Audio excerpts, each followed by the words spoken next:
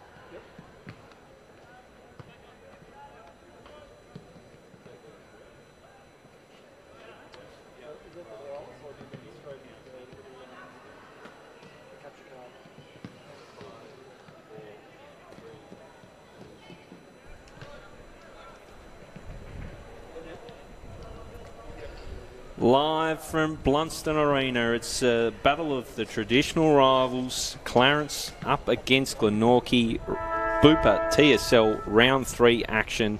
It's a pleasure to bring it to you as a sun-drenched Blundstone Arena. I'm Damian Gill. Alongside me is Chris Rowbottom and the ever-insightful Cam Brown.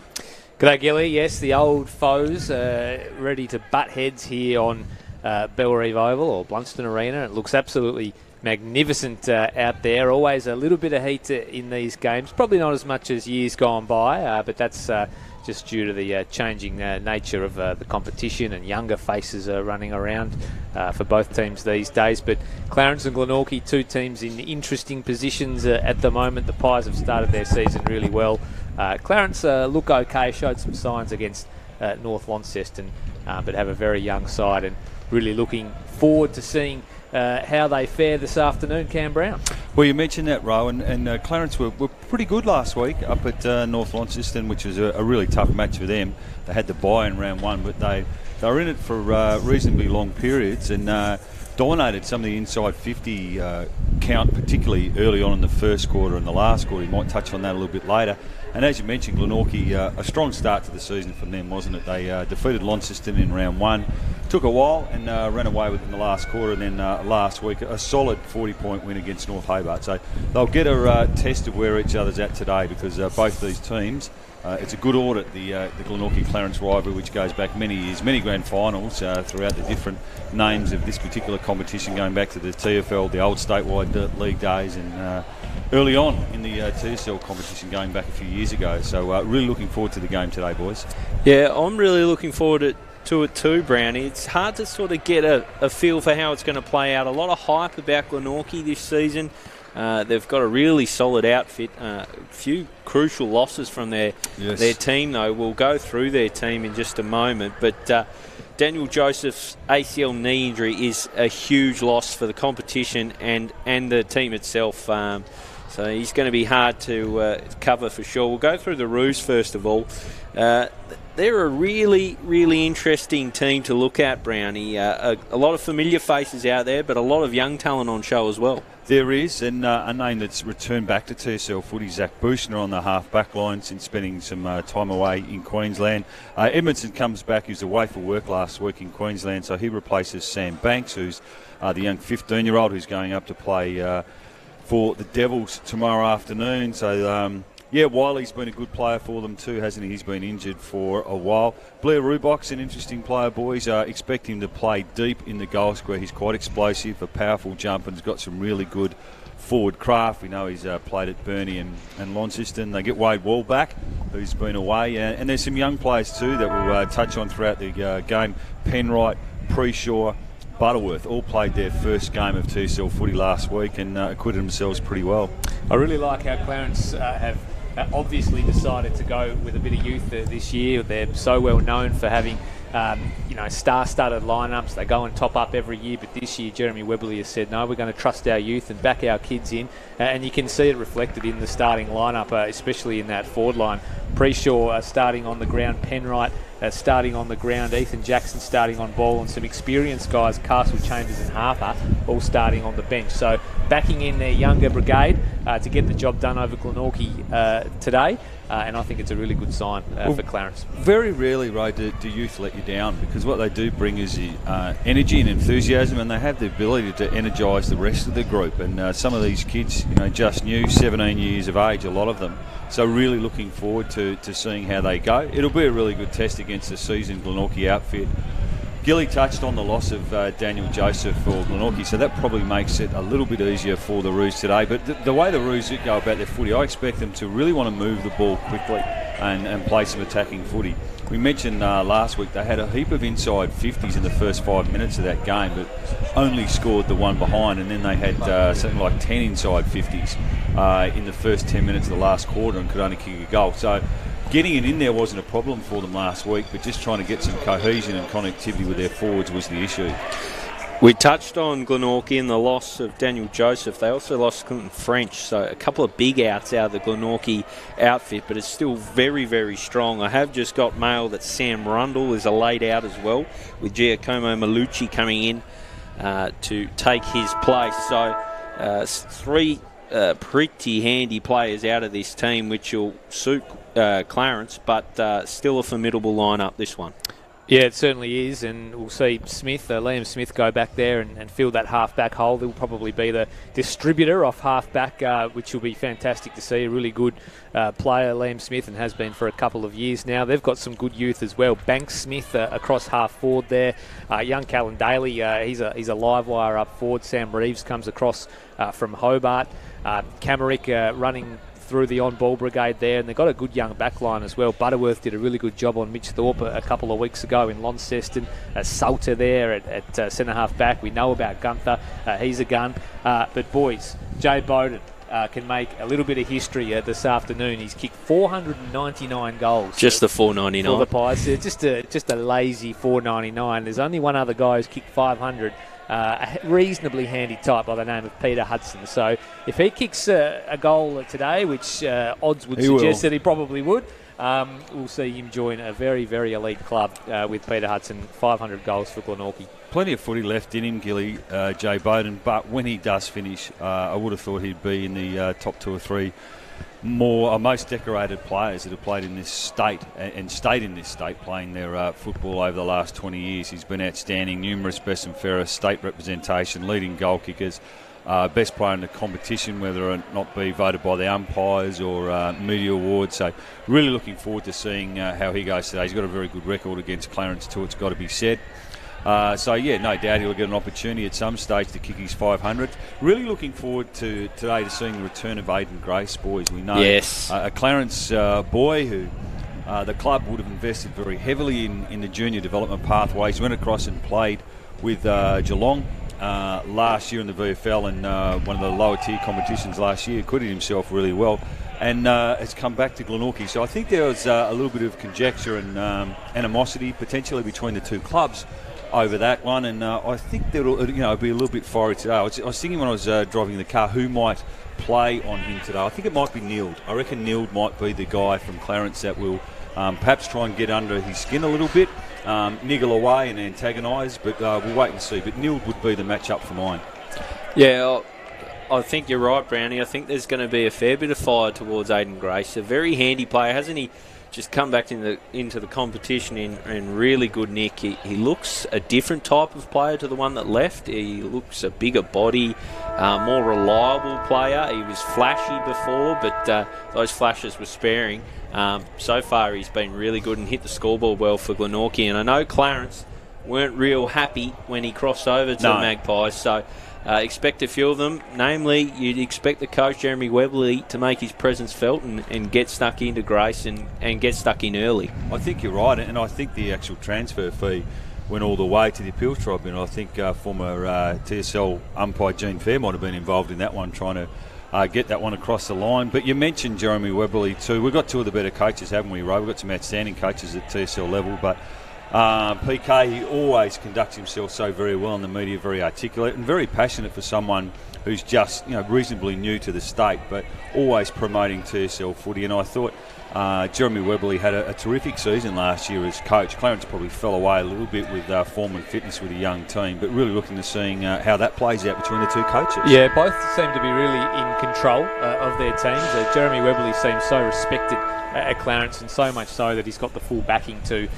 as I mentioned before, start playing some of the youth and back the kids in. There's a really high expectation at Clarence to win premierships and always be finishing at the pointy end of the ladder, but Jeremy Webley has enough respect in the club to be allowed to back himself in, and fantastic that, I know it's a few years gone by now, but for him to return from Victoria after playing with Richmond to come and coach his state league club is fantastic. And PK, as you mentioned, he just seems so invested in Tasmanian football for a guy that's only been here a couple of seasons now. So he came down from the VFL coaching this famous club in Glenorchy, and he's already doing good things at the Pies.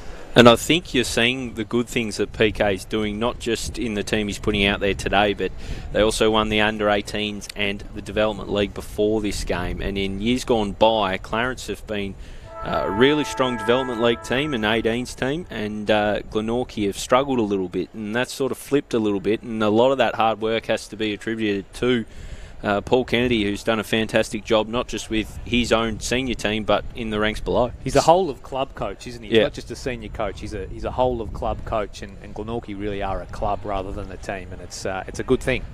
Certainly agree with that. Just looking at the goalposts too, boys, they look like they're around a little bit to the right as we look at the left of the screen, and that would be because I think they've got to be protect the goal square when some AFL footies coming here in a few weeks' time. The other interesting thing is Clarence. They still haven't trained at Blundstone Arena. They've been training at Clarendon Vale Oval, so that must be difficult from a game plan point of view, but they get back to Blundstone Arena this week, I believe, for their training. Some really good matchups in the middle of the ground. Webb and Jones and Camerick and Riley, to name a few. But we're just a couple of moments away now from the first bounce here at Bellerive, Blundstone Arena, for round 3 TSL action. It is Glenorchy taking on Clarence. Two teams that historically do not get along. And as we mentioned, some player movements in Aiden Grace over the pre-season have just worked to fuel those fires. And that's without even mentioning Jake Cox, who's been at Clarence now for a few seasons. But the first bounce just about to get underway is Damian Gill. Cam Brown called it, kneeled with the job on Grace. Up we go, and we're underway. Round 3 action here at Blundstone Arena. Kamarick with extraction, gets it out to Webb, almost for Daly. Picked up off the ground, but straight back with the Magpies through Webb of the Braden variety. Looks deep in the Grace direction. Fantastic chest mark. Diving outstretched arms. It's going to be 50 metres, and that was unnecessary. I don't know whether you saw that, Gilley. I think a Glenorchy player went in to remonstrate with Neil there. No one on the goal line. Yeah, might have been as a goal, but it might have even been Jay Bowden. I think it was Jay. And then, unfortunately, Neil, I was watching off the ball, he was just trying to bump and niggle a little bit Aiden Grace before the centre bounce. That was a matchup we thought might happen. Well, if there was a start that Clarence didn't want, it was kick straight out of the centre to Aiden Grace, the former Roo, a 50-metre penalty and a certain goal with no one on the goal line. That's about as bad as it gets. Yeah, you just got to keep your emotions in check, don't you, really early on. And Neil is, he's a versatile footballer, isn't he? He can go back and forth, but he's just got to keep his discipline here. Terrific start, though, for Grace. Was against Bowden got into him and drew the 50. So we'll go back to the middle after a very, very quick start. Fast start from Clarence as Bailey goes up, players come through, Jones tracks it out towards a wing, Webb just socketed in front of himself, was able to gather the ball up to Kamarick, who now looks inside 50, low ball wasn't his finest, it'll track towards the boundary line as two players go after it, one of which was Edmondson for Clarence, and it trickles over at left half forward for the Pies. Jake Cox in the forward half for Clarence, being picked up by Josh Arnold at the moment for Glenorchy. So it'll be thrown in. Left half forward for the Magpies. Bit of a breeze here at Blundstone Arena, as there so often is. And it comes. Bailey, who wins down, has a couple of cracks at it. Ride the tackle there. Wrapped up, it'll be another stoppage. Approaching 50. So strong start for the Magpies, and they've got it in the right end of the ground here. There's a whistle off the ball. It's going to be another free kick and another give me goal. Ill-disciplined start here from the Magpies. It's Jay Bowden, and this is going to be his 500th goal. And it looks like it was a little jab to the guts. I don't think we caught that one on camera. Well, you just don't give the umpires an opportunity, but I'll let you boys call this number 500. So number 500, a legend of the Glenorchy Football Club and Tasmanian football, puts it through, and the entire team runs to him, deservedly so. Jay Bowden, goal number 500. Yeah, what a player he's been. We said in the opener, an absolute star of the competition, and he's been involved in the first two goals. He drew the 50-metre penalty for his new teammate in Aiden Grace, and then was gifted one there. So that's a disappointing start if you're Clarence. Jared Reid, who's down there helping out the ex-Clarence multiple premiership player, best and fairest winner. He'll be disappointed with that. He's helping Jeremy Webley out as an assistant coach on the bench. The message, no doubt, will go out at some stage to the Clarence players just to regroup and focus at the moment, because unfortunately some ill discipline there's cost them. It looks like Webley's rolled back into the back six, maybe just to stiffen things up and to cast a stern eye over things in defence. As we go back into the middle, Duffy won it down that time. Jones just slapped it forward, only as far as Kamarick, who sent a high ball towards half forward. Battle formed with Castle, who was unable to take the mark, fell into the arms of Webley, who kicks up beyond a wing looking for Cox, almost took it nicely in front of his eyes in the hands, managed to recover, finds a target. So Rowbottom has it at left half forward for Clarence. Their first forward 50 entry, and it'll be a nice mark taken, and Wade Wall just worked his man underneath the ball and was able to take the mark. First inside 50 for the Roos. So well done. Terrific contested mark, wasn't it? So Clarence to have their first shot on goal via Wade Wall. He's a big unit. He's been sent forward. He's so often worked in the ruck for Clarence. It was interesting last year, wasn't it? He actually went out of the team and Ryan Bailey became that ruckman when Wall went overseas. Wade Wall for Clarence's first. Looked pretty good off the boot, and he puts it through, pumps the fist, and Clarence get there first. Yeah, that was important for them, and it started with an interception from Jeremy Webberley off half-back. Started to get their hands into some good ball users, didn't they? Cox, nice overhead mark. Rubok was involved there. Good early touch for him since coming down from Launceston via Burnie. He's an important play. Expect him to play deep forward. He's got some great forward craft. Good response there from the Roos. We should touch on quickly, there were a couple laid outs for Clarence as well. James Holmes and Keegan Wiley out of the side, which has seen Trent Hope and Kieran Hallett come in, which really disrupts the defensive setup. And we've probably already seen a bit of that for the Roos so far, as we're back in the middle again. Bailey down. It was a free kick, and it's going to go the way of Duffy, so it's against Bailey, who handed off to a runner in Braden Webb. Long, looking in the Reeves direction. They sit under it. It's a good defensive mark taken by Bailey. Jason Bailey just steers one out onto the wing. He's made to earn it by Smith. It'll be a free kick. Moving from the wing as the wind howls through here at Blundstone Arena. Long direct in the Wall direction. Gets hands to it. Chambers at the full. As is Hope, the late inclusion, spills from him to Chambers. Now back to the coach Webberley. He'll steer it onto the wing. They're away now through a runner. Will look long. Hands in the back. No whistle from the umpire. It's a smart little bit of use there by Mott. And Duffy didn't quite complete the grab, but he'll get a free kick. Thought it might have been in the hands of the back there to young Preshaw. Was really good last week in his first game. He's a lead-up forward, the 17-year-old. So Duffy kicks towards a wing, lands in the lap of Daly. Gets his first touch of the footy. He kicks Glenorchy inside 50 in the direction of that man in Bowden. Marks has something on that he likes deep in the goal square. It's Reeves who ambles on in to kick the Pies third. Yeah, well, Jay Bowden just found himself in some space there. Far too much latitude given to him then from the Clarence defence, and he had the presence of mind and found Reeves in space. It was a beautiful kick. Don't underestimate the pass from Jay Bowden, and Reeves, good start for him. You know he's been a goal kicker right throughout his career. And a handy acquisition because he can go into the ruck. Looks like he's going in there now as we speak and can hit the scoreboard. So Clarence under the pump on their home deck.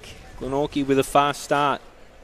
2-goal lead early in this one. Jay Bowden being highly influential. Wade Wall into the ruck up against Reeves. So the 2 second stringers. It's a shocking bounce. Bounce counter. I'll say no more. There's one. I don't even think I need to mention it anymore. Just bin the bounce. Up it goes. Wall. Down for Jones. Oh, he's run into trouble there, Reeves. Unfortunately for him and lucky for Jones, he's clipped him high. So it'll be a Clarence kick. Off to a runner and kneeled. Bounds away. Looks for a little tumbler inside 50. It's cut off from Arnold. Quick hands. Straight under the pump with the Magpies. But it's going to be a free kick to James Webb. Webb now. He's got an optioning out there. He'll use it. A little one inside. Finds a target in Geared. Geared looks long in the Malucci direction. Doesn't complete the grab. Jay Bowden there to support. Clarence might just trickle it away here. They don't. Malucci back in. It's a hot footy. Too hot. It's going to be a Clarence kick once more. So Clarence ball. Left half back. Conceding ground. Good early touch for young Butterworth. Well done. Here's Paprotny. He's a player that Jeremy Webberley spoke about in the pre-season. Really liked his work, and he laces out Cox as the Roos try and work it out of this back half of the ground. Pretty good hands here. So Cox, he kicks up beyond a wing. Mark unable to be taken. Jones couldn't gather. Brendan will go after it for Glenorchy. Just works his way through it. Found the handball, threw out the back door. Kick now forward to Bowden, who is in a panic of space, was able to gather on the half volley and hit a target. That's an unbelievable kick. Wonderful kick to Grace. Kicks inboard. He finds a target. Glenorchy will set up for their fourth. That was terrific from Grace. Took the mark right on the boundary line, but I just love his awareness and his urgency to kick it inboard. Looks like he's got bigger, doesn't he, Grant? He's a great athlete. Josh Grant on the receiving end of the Grace pass, he was on the receiving end of a wonderful ball from Jay Bowden, who is having an influence on this game. So in comes Grant. Kick looks pretty good off the boot. They like it. Glenorchy have their fourth. They've opened up an 18-point lead. Gee, it's a fast start, isn't it? And their ball use once inside 50 has been terrific. Jay Bowden, I think Harper has got the job on him at the moment, but he's just allowing him too much latitude in this early stages. He's roaming across half forward in space, and when he's got such electrifying skills and he's got time to deliberate and find an option, he's going to hurt you every time. Good player, proving himself to be exactly that. It's Glenorchy kick. Their fourth goal, 4 straight to the Pies. They lead by 18 points. 11 minutes gone here at Bellerive. Up it goes once again, straight into the arms of Webb, unable to win a clean possession. Riley eventually picks it up. He might have been ridden in the back. In fact, he was. Umpire will call advantage as Butterworth gets it for Clarence. Kick inside 50 was chopped off. So the Pies will realise that's a dicey kick in the Cox direction. He did really well to force a contest. He'll eventually win the ball. Gives the don't argue. He's absolutely hammered by Banks Smith. Wonderful tackle. And that's holding the ball, Jake Cox, and they let him know about it, the former Pie. He's always been a good tackler, Banks Smith. So away they go now. Glenorchy in good hands through Mott. He's got something he likes across the ground in Webb. He fakes the handball, gets onto his left boot, has something in the pocket, unable to be taken by Grant, and was able to butter up with a good tackle on Edmondson. Gee, sure swallowed that.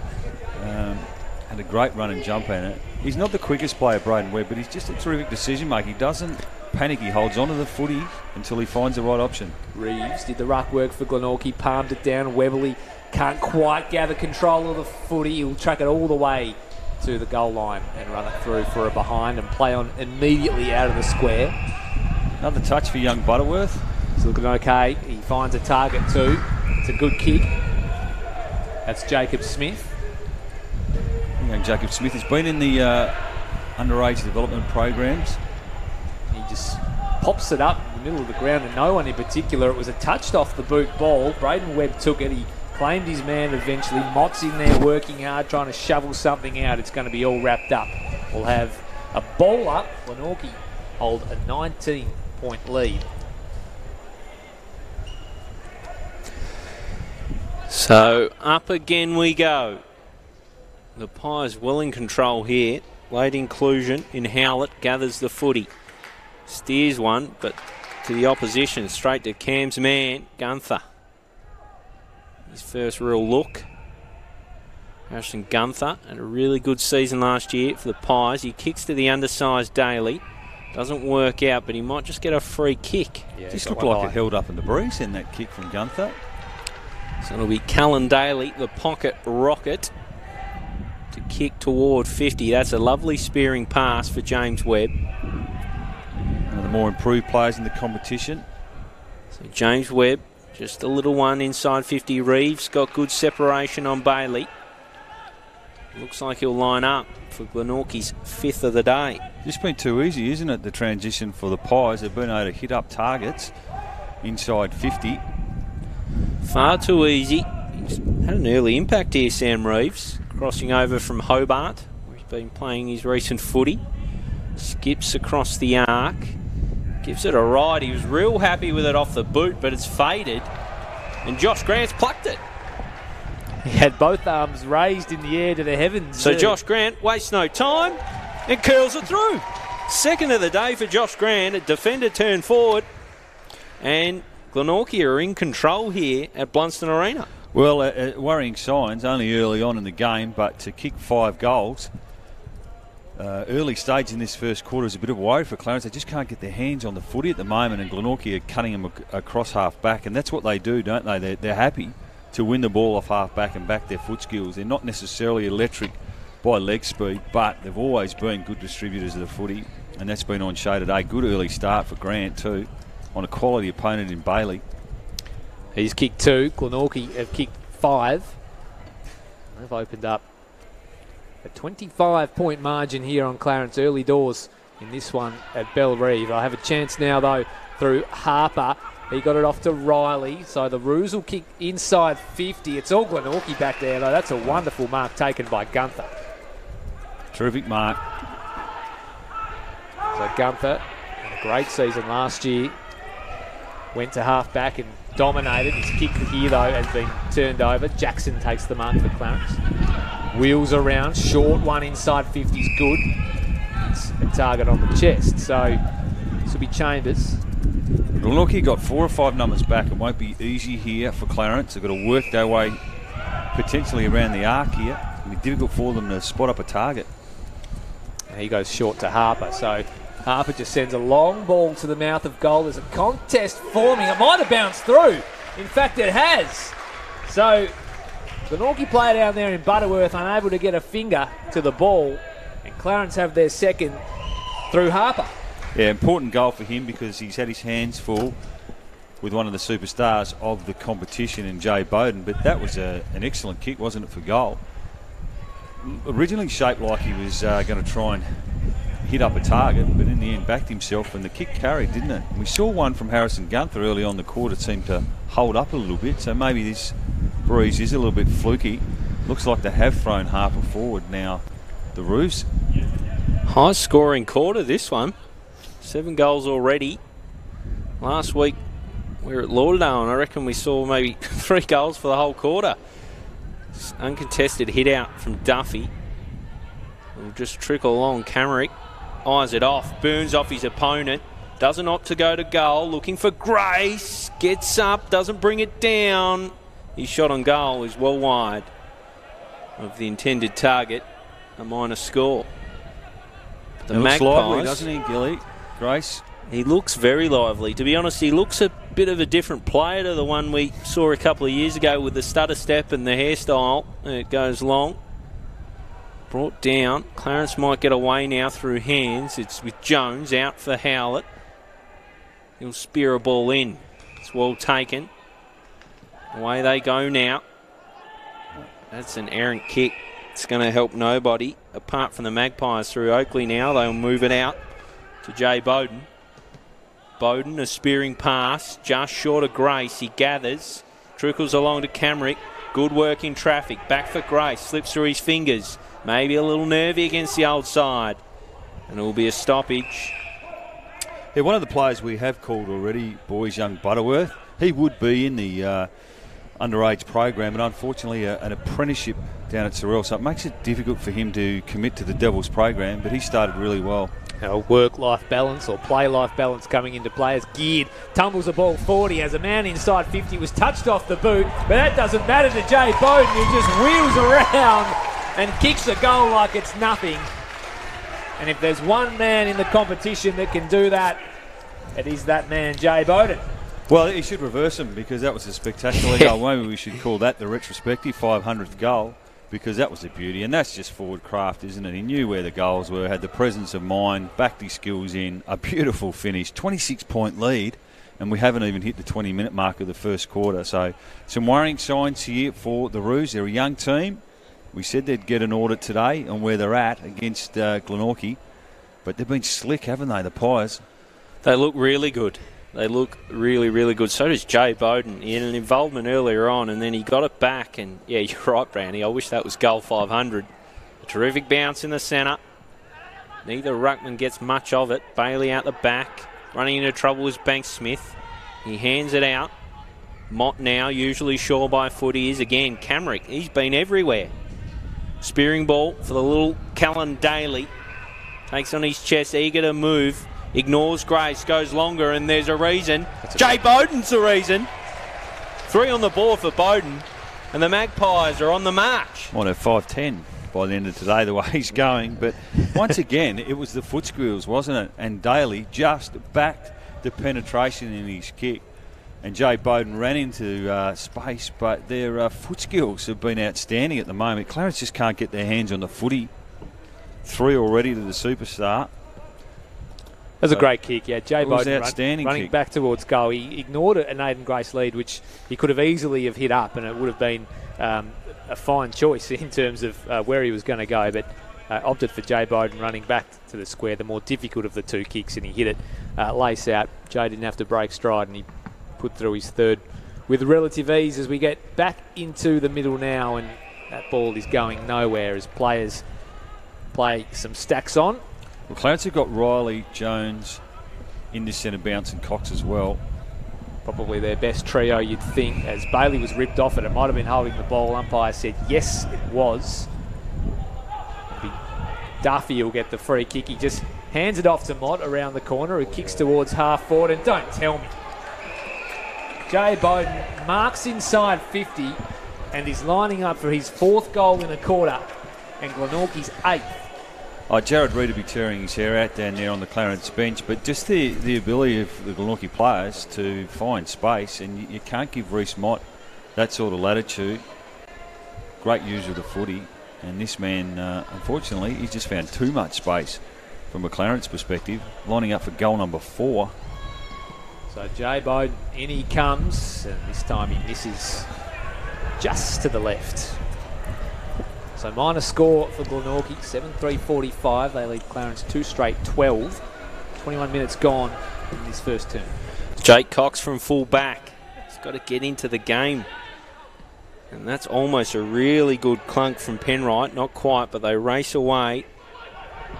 And it's with Wall now. He looks to hand off, but unfortunately finds Gunther of the opposition. Good kick. He kicks wide. It's called a good kick by Cam Brown, but we all know his bias when it comes to Gunther. A big fan of Harrison Gunther's work.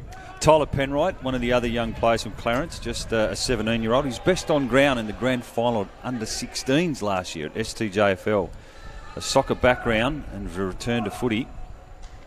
So in comes this one, a shallow throw.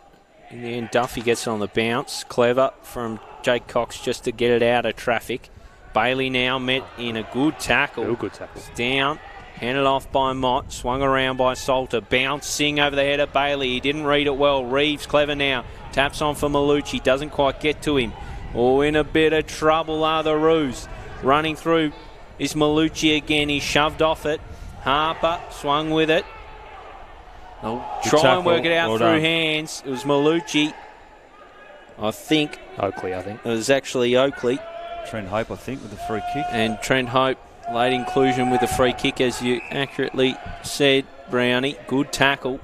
Right when it was needed. A helicopter ball onto the wing. And Arnold, as he so often does, chops it off for Glenorchy. Back into the middle he goes, through the corridor. They'll move it through Geared.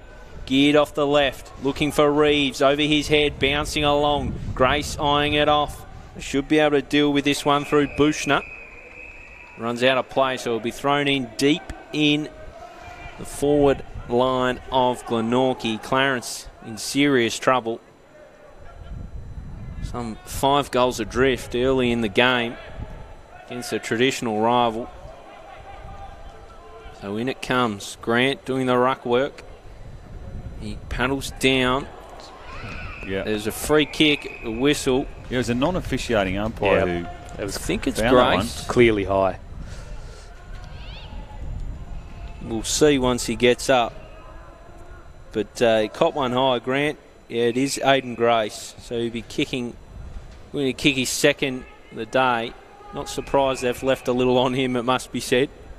We expected physical contact coming Grace's way this afternoon, but the way things are going, he's going to have the last laugh. The fast ball movement of Glenorchy's been difficult for Clarence. This is where the rules, you can't throw some numbers back behind the footy at the start of a centre bounce.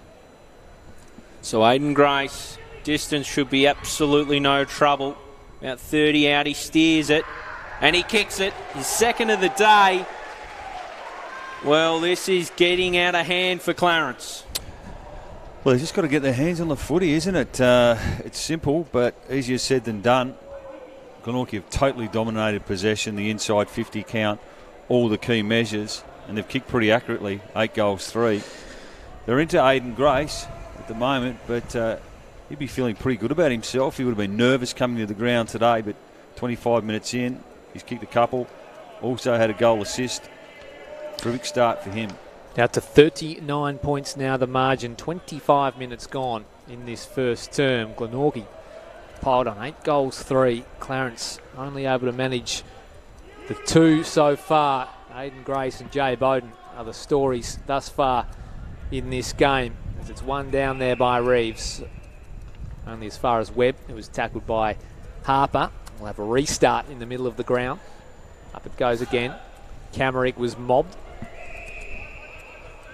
Take 3. They just need to neutralise it, don't they, the Roos here for the last 5 minutes of this quarter.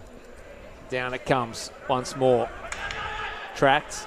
Handed off to Riley. Kick inside 50 now for Clarence. Can they squeeze a goal out here late?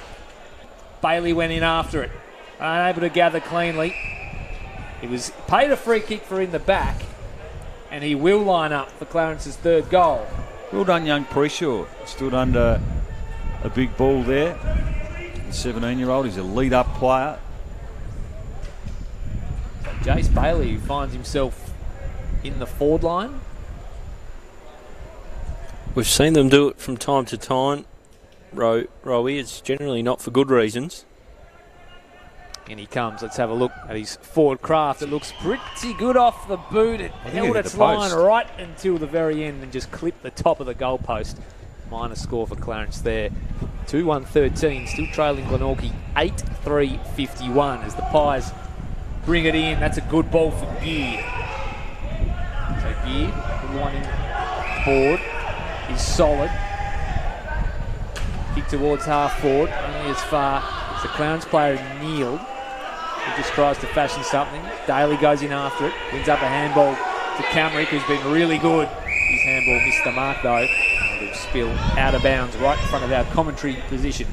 Becoming a very, very good player is Camerick, and Paul Kennedy waxed lyrical about his work off the field and his commitment to the cause. I reckon you're seeing it out there today as Wall wins the hit out, down for Jones. He's sold Cox into all sorts of trouble, but he manages to get it back for Hope. A little one inside for Harper. Just too much on the kick. Nice by Mott to paddle it for Daly. A bouncing ball. Reeves tips it on. Bowden clean as usual. Shimmy and a shake, and he looks long in the Grant direction. Grant is causing some headaches, but a good punch in the end by Edmondson sees it over. A minor score for the Magpies. Look dangerous, don't they, every time they go in?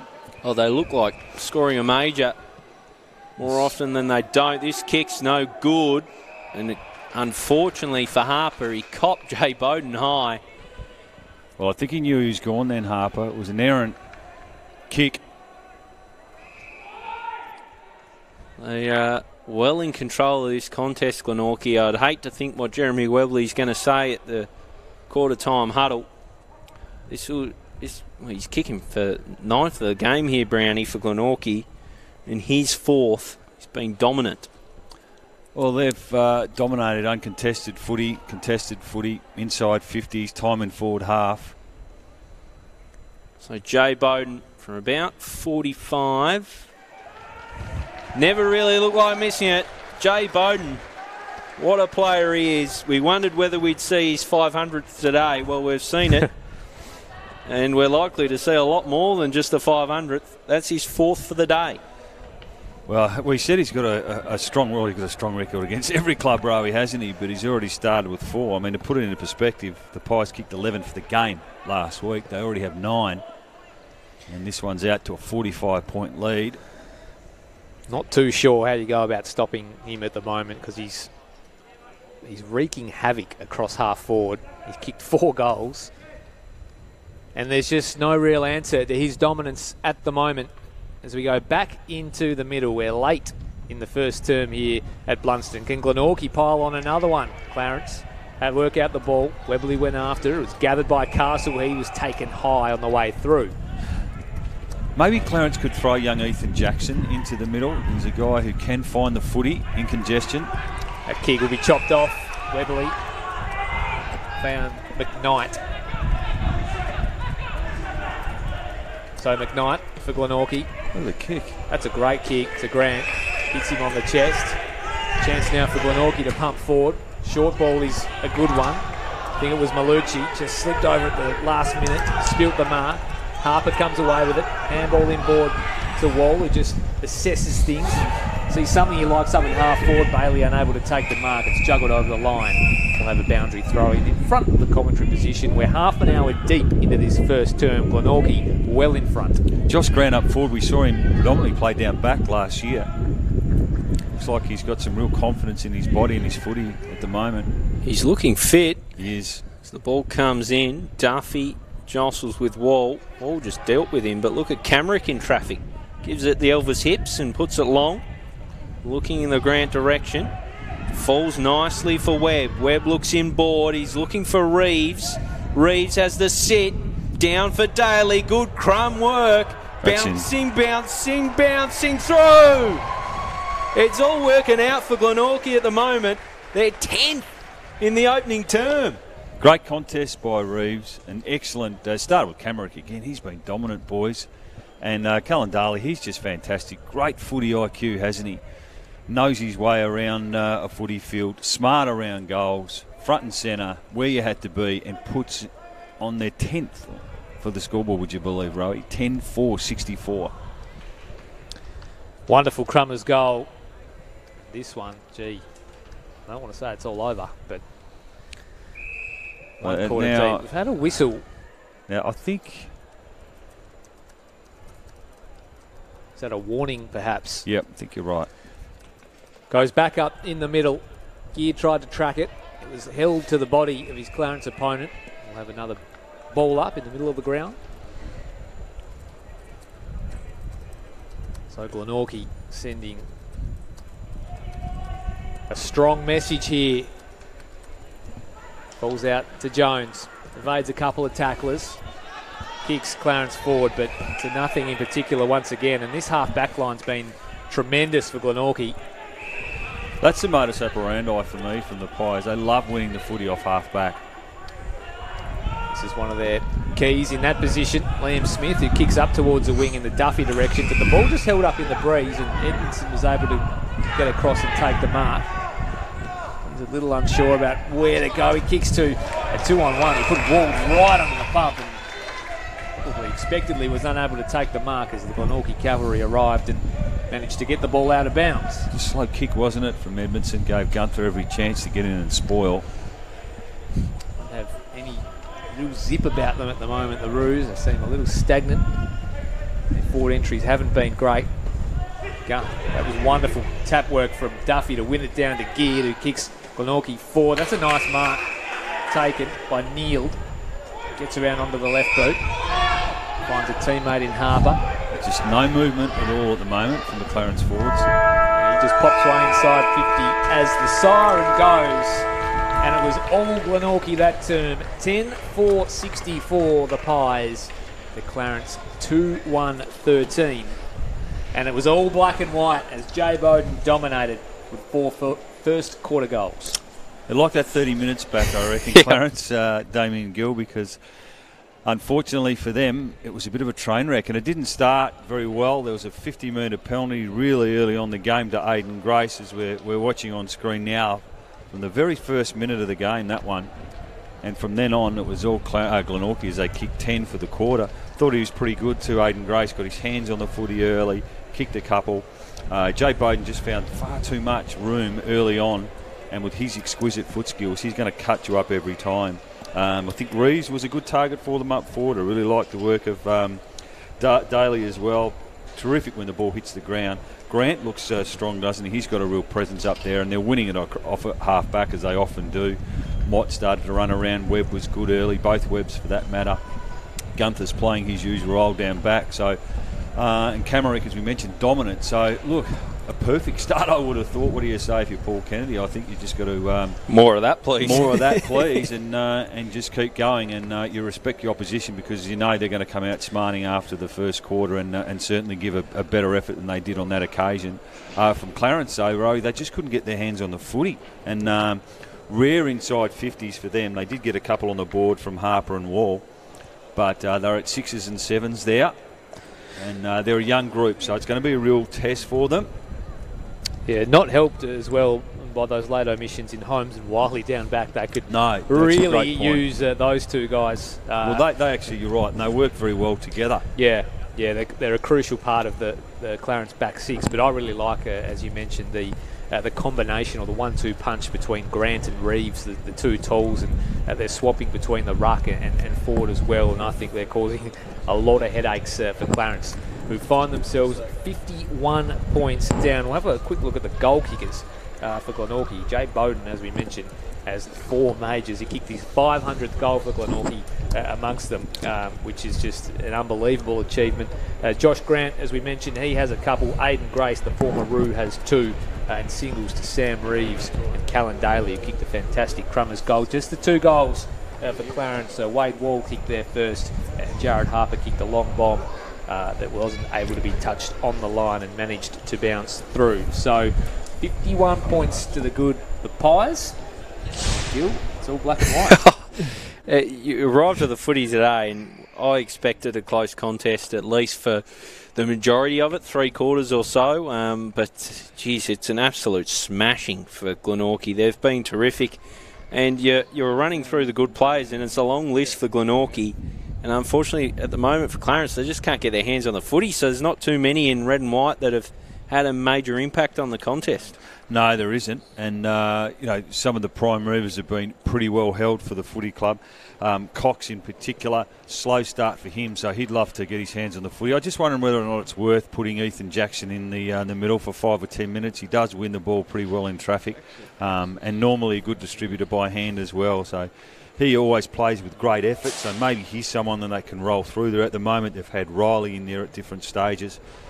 Cox has been in there, and Jones, but they just need to get some composure and hands on their footy, and slowly for them try and work their way back into this contest with some scoreboard pressure. Spoke about Ben Camerick as well. I reckon he's emerged as a really good on-bowler for Glenorchy. He started in the middle, and he just looks fit and strong, and he wrapped Jake Cox up in a big tackle, and he's using it pretty well, and it's starting to accumulate the footy, which he probably hasn't done in the past. And I think they might have, he's been in the Glenorchy system for a while now, but I think they've found a real genuine starting midfielder in Ben Camerick. The cohesion is probably something that Glenorchy have, haven't they? They've got so many players that have played a lot of footy with each other now, and you look down those names for Clarence, and some of these players are new to the club, but has played some TSL footy. Names like Jackson that we've mentioned that have come across.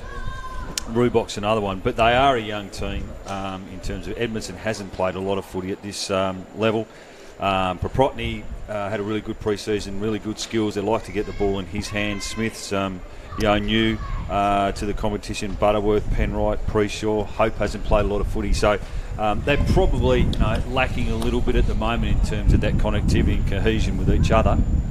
But they're going to get a good test, Gilley, in the last 3 quarters. Well, we've only seen a quarter from Glenorchy so far, and we've seen 6 teams now on the stream, and that quarter is the best quarter of footy we've seen from any team, I think.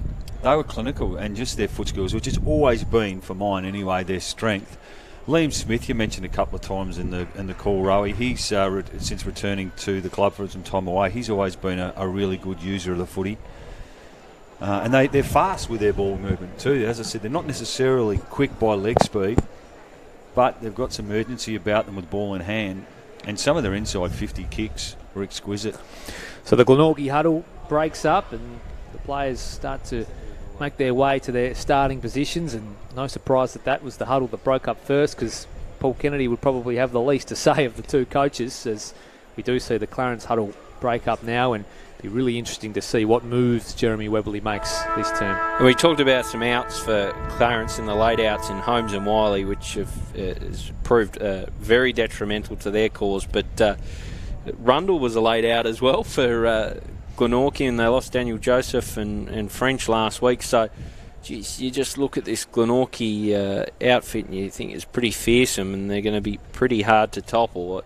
Clarence have their work cut out for them just to make this one a contest from here, I think, Brownie. Yep. They're going to throw Bailey forward. I don't mind that. Cox is starting inside the forward 50, and as we called Ethan Jackson into the middle of the ground, let's hope he can spark them. Well, I reckon Rubok only had one touch for the quarter, and Yep. Jackson maybe just a couple. Inside 50, wasn't it? And he can kick goals quickly, Rubok. He's an explosive player, powerful jump. Really good forward nous and intelligence if he can get the ball in hand. And let's hope for Roo supporters they can, because that's they were totally dominated possession-wise. But now it's all about the response, Rowie. They've had time to reassess, change things structurally somewhat, and we've seen a few changes. And now the challenge is all in front of them at the start of this second quarter. Joe Bowden starting deep in the goal square. So a signal of intent.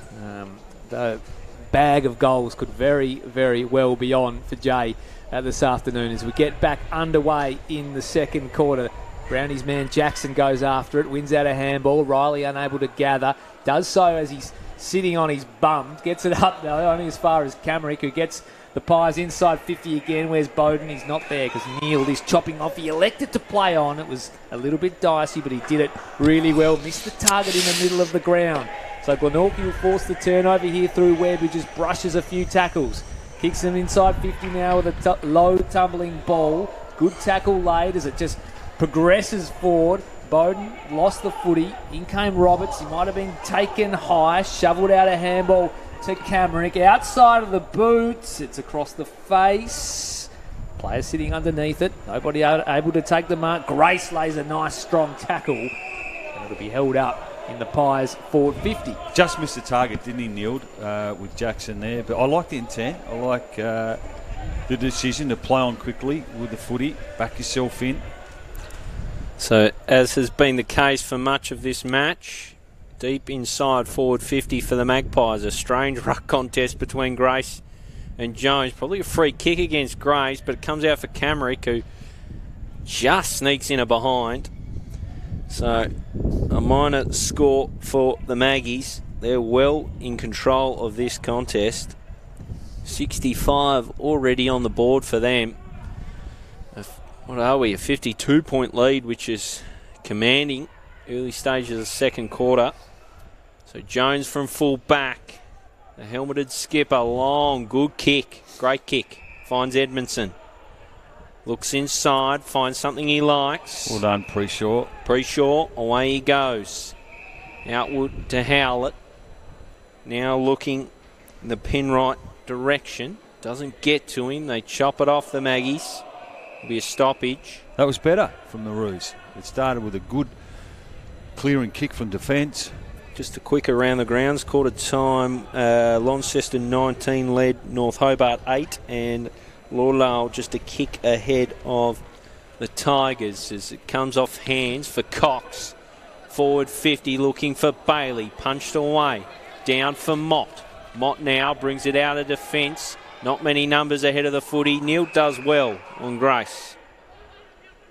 He's had a few touches, Neil. He's had his handful at different times with Grace, but he has won some footy. So off the left boot. That's a good kick, slipping through the fingers of Penrite. Slap it on the boot. It's a good goal. A really good goal. So on the board goes Jacob Smith. And just what Clarence needed to start the second stanza. It was an opportunity there for young Penrite. Unfortunately couldn't hold on to it, but Jacob Smith, he'll play that high half forward role for most of today, I would have thought, and it was just in the right place at the right time. Good start for the Roos. I like the intent in this second quarter. Nice response. Still look at that margin though, Rowe, and it's a whopping, what is it, 46 points? 46 points. They've pegged it back by a goal, and they've got the first goal of the term, which would have been one of the things spoken about. Go out, kick the first goal, and go from there. So that's one box ticked for Clarence as we find ourselves back in the middle. Can they add another? Just give Glenorchy something to think about. Jackson was ripped off it. Couldn't get a clean disposal away. Players converge. Harper's there laying a tackle. That's what he does do though, Ethan Jackson. He's on the move. He creates things. donning the headband this afternoon is Ethan Jackson. Distinctive look with the red locks. Duffy won it down. Here's Harper. Feeds it back now to Bailey, who just slaps it forward, but it's going to be chopped off again by a black and white jumper. And as they've done all day, this Glenorchy defence has just worked wonderfully. It was Brennan on that occasion. He found Reese Mott. Back to Gunther. Kicks into the middle of the ground, and that one just slipped through the fingers, and Clarence will be good enough here to make amends through Jackson, who just sends a ball forward, and again they just struggle to hit a target inside 50, and this time it's Butterworth, the recipient. He gives off immediately to Gunther, who gets it back. Butterworth now finds Mott, who's starting to rack the footy up. Has a runner in Cameron.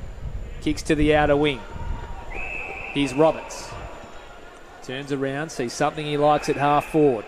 Chance now for Glenorchy. There's a man all on his own inside 50, and it's Kalyn Daly. I watched him then. He ran hard forward, then Daly. Good attacking footy from him. They're predictable to each other at the moment, Glenorchy. Now, we saw a couple of these kicks carry in the first quarter, Gilley. So Kalyn Daly's probably thinking just that. He's a crafty small forward. On this occasion, though, he misses to the right-hand side for a minor score to Glenorchy. They're 10-6-66, Clarence 3-1-19, 5.5 minutes played second term. They've had hang on. He'll have to go back at here the moment, Timmy Castle, but Clarence have had a few opportunities in this quarter. It's just that inside 50 kick, still the most important kick from iron and footy, that it's let them down. So Jeremy Webberley, long powering kick from full back, but it's to the wrong player. It's Braden Webb. So Braden Webb just inside the square. Mott looks to provide a share, but that'll be a free kick against, I would have thought. Well, the ball's going to come back. That's a strange decision. Does he get the stat for that kick? Or not? I'm not sure what the go was there, because if anything, it would have been a free kick against Mott, I would have thought. Well, it's a Mexican standoff. Mott came in to lay the shepherd, but Webb didn't play on. Yeah. It was bizarre anyway. Here we go, Webb. That's a beautiful bit of use. Straight into the arms of Jay Bowden, who's now shooting for his fifth. And you talk about guys that have played a lot of footy together. Those two boys have, Webb and Bowden. Been a great leader, hasn't he? Braden Webb for Glenorchy. Good to see him out there and fit. Yes. Was plagued by injury last season. Good to see Jay Bowden out there and fit too. Of course, season finished early with injury last year. Wanders on in, and you wouldn't bet against him. That's his fifth of the day. Jay Bowden, what a star he is. Well, we've seen him kick double figures on a few occasions at TSL level, and he's well on the way today. Unfortunately for Clarence, because they, as we mentioned, they had a couple of chances early on in this quarter to build on that first goal that they did get to start the second stanza, but Jay Bowden just was able to run into space, and that's disappointing from almost a stoppage situation where Webb had his kick called back and then was able to hit up the most dangerous man on the ground, who has 5. So Zach Buchanan has gone back to the square on to Jay Bowden. So he's been given the task of stemming the flow from the Glenorchy champ, and that's going to be called back. That's the second one of the day, Damian Gill. Buchner is quick, so he should be able to go with Bowden for speed, but Jay just so clever in finding pockets of space. Up it goes, wall contested with Duffy. It came down to Jackson, who just skied a ball, doesn't get much distance. Harper came through with a flying fist, unable to make a connection. It'll spill out in the direction of a pair of Pies who can get it and go. Targets everywhere. Banks Smith, the recipient. He kicks short. It wasn't his finest. It misses the target. Chance now for Clarence to rebound through Webberley, who gave off by hands to Castle. He turned it straight over to Smith. Kick inside 50 now for the Pies. Bowden was at the back but was unable to get the handball. Kick inside the middle of the ground now. Wonderful pick up by Smith. Gave it off to Oakley, and here he is again. Just unable to take the mark, but he'll set one up. Wonderful give to Webb, who spun and missed. Well, they look dangerous, don't they? We've been speaking ad nauseum about that. Some of their delivery inside the forward half. Turnover there. Tim Castle, wasn't it? Yeah, it's been synonymous for the Roos. Probably typified the first 40 minutes of this match for them. Jones with the kick-in duties. Just hit wall on the half volley. Umpire says play on. He wasn't fooling anyone. He misses the target in Webley. Banks-Smith providing the pressure. Well done again, Butterworth. And you'll get a free kick, Will Butterworth, and that was lucky because they almost made an absolute meal of that, did the Roos. Been some dirty kicking out there in red and white. Well, they've just turned it over, and Glenorchy seem to be on to whatever they're trying to do. Butterworth now kicks up in front of the commentary position. It was met solidly by Preshaw, unable to take the mark, and again, Glenorchy will run away with the footy. This time it's geared, kicking to Grace, who was unable to bring it down with the one arm. Preshaw again, fighting hard for the footy. There are a pair of pies in Oakley, and it was Brennan in there as well. In fact, it was Malucci, and it spills over the boundary line, deep in the Pies forward line. Couldn't quite hold on to it then, young Preshaw. Gilley, stayed under 16. Was cut from the academy last year. Point to prove, I would have thought, this year. Off the hands of Reed, falls for Mott. He tries it off the deck. Not going to work for him out in the full. So it is a hell of a mountain to climb for Clarence. Into the hands of the coach now, Jeremy Webley. He'd be scratching his head, wondering what's gone wrong so far in this one. A long one out onto the wing. Off hands. And yet again, black and white. Roberts has a touch ball sent towards 50, and Grace sees it over. How many games Reece Mott, boys? He's, I reckon he played in the losing grand final for Devonport a few years ago. He's played a lot of TSL footy now. And a lot of quality TSL footy. Yep. Not too many better kicks out there as the ball comes in again. It's a strange old throw-in, almost for Walt. Falls for the skipper and Webley, out for Chambers, and they'll move it well now. The youngster Butterworth has done some nice things. Yeah, I like this game. Almost for Castle. He's had it one of those dirty days, but manages to shake the tackle. Back for Braden Webb. Out now. Banks-Smith eyeing it off. Just works it towards the line. Banks-Smith wins the footy well. Back from James Webb. Banks-Smith inside 50 now. A kick just stroked it towards Jay Bowden. Couldn't bring it down. Good tackle from Braden Webb. Edmondson now looking for the skipper, and Jones under the pump. Gets it out to Cox through his fingers. Shovels it out to Hope. Then to Wall.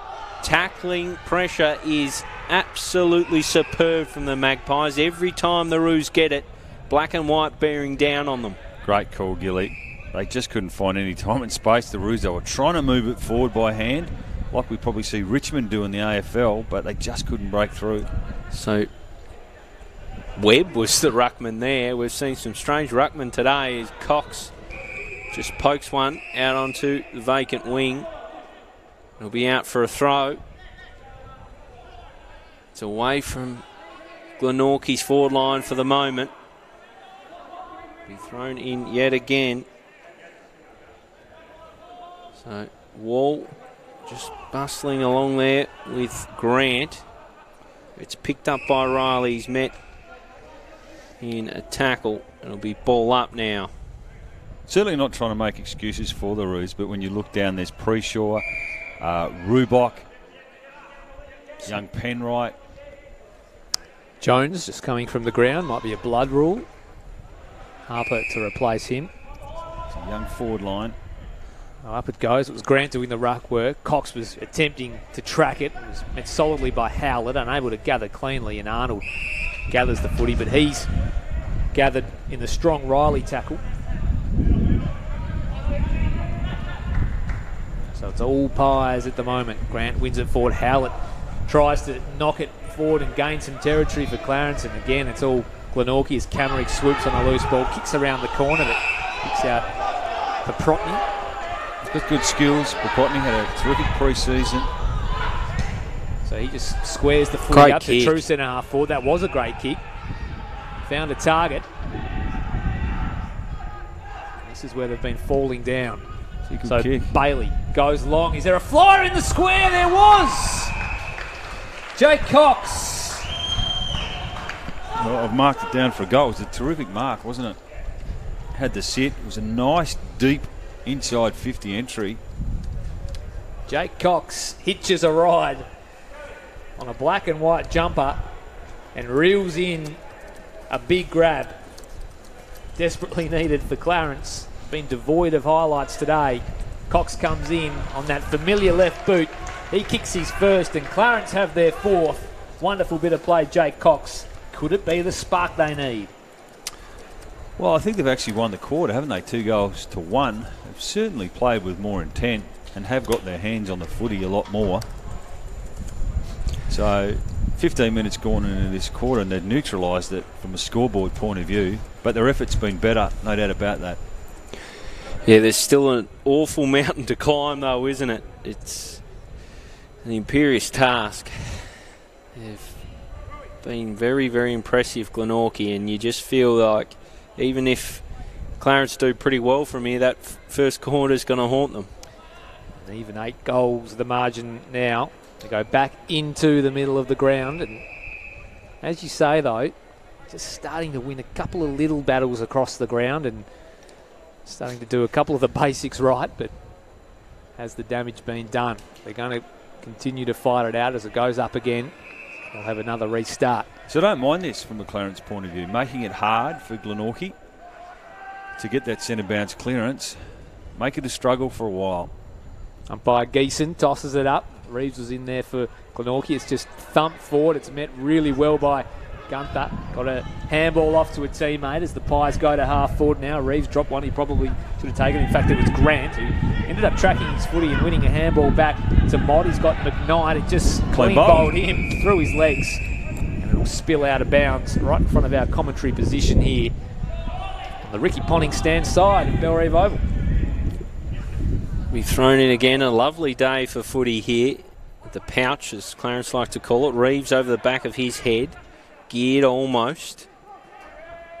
It's Riley underneath for the Roos, but he can't escape, so it'll be another ball up. They have created a few more stoppages, haven't they, the Roos, which has stemmed that outside run and ball use from Glenorchy, which was so prominent in the first quarter. So Wade Wall done the lion's share of the ruck work in this quarter. Comes to Webberley.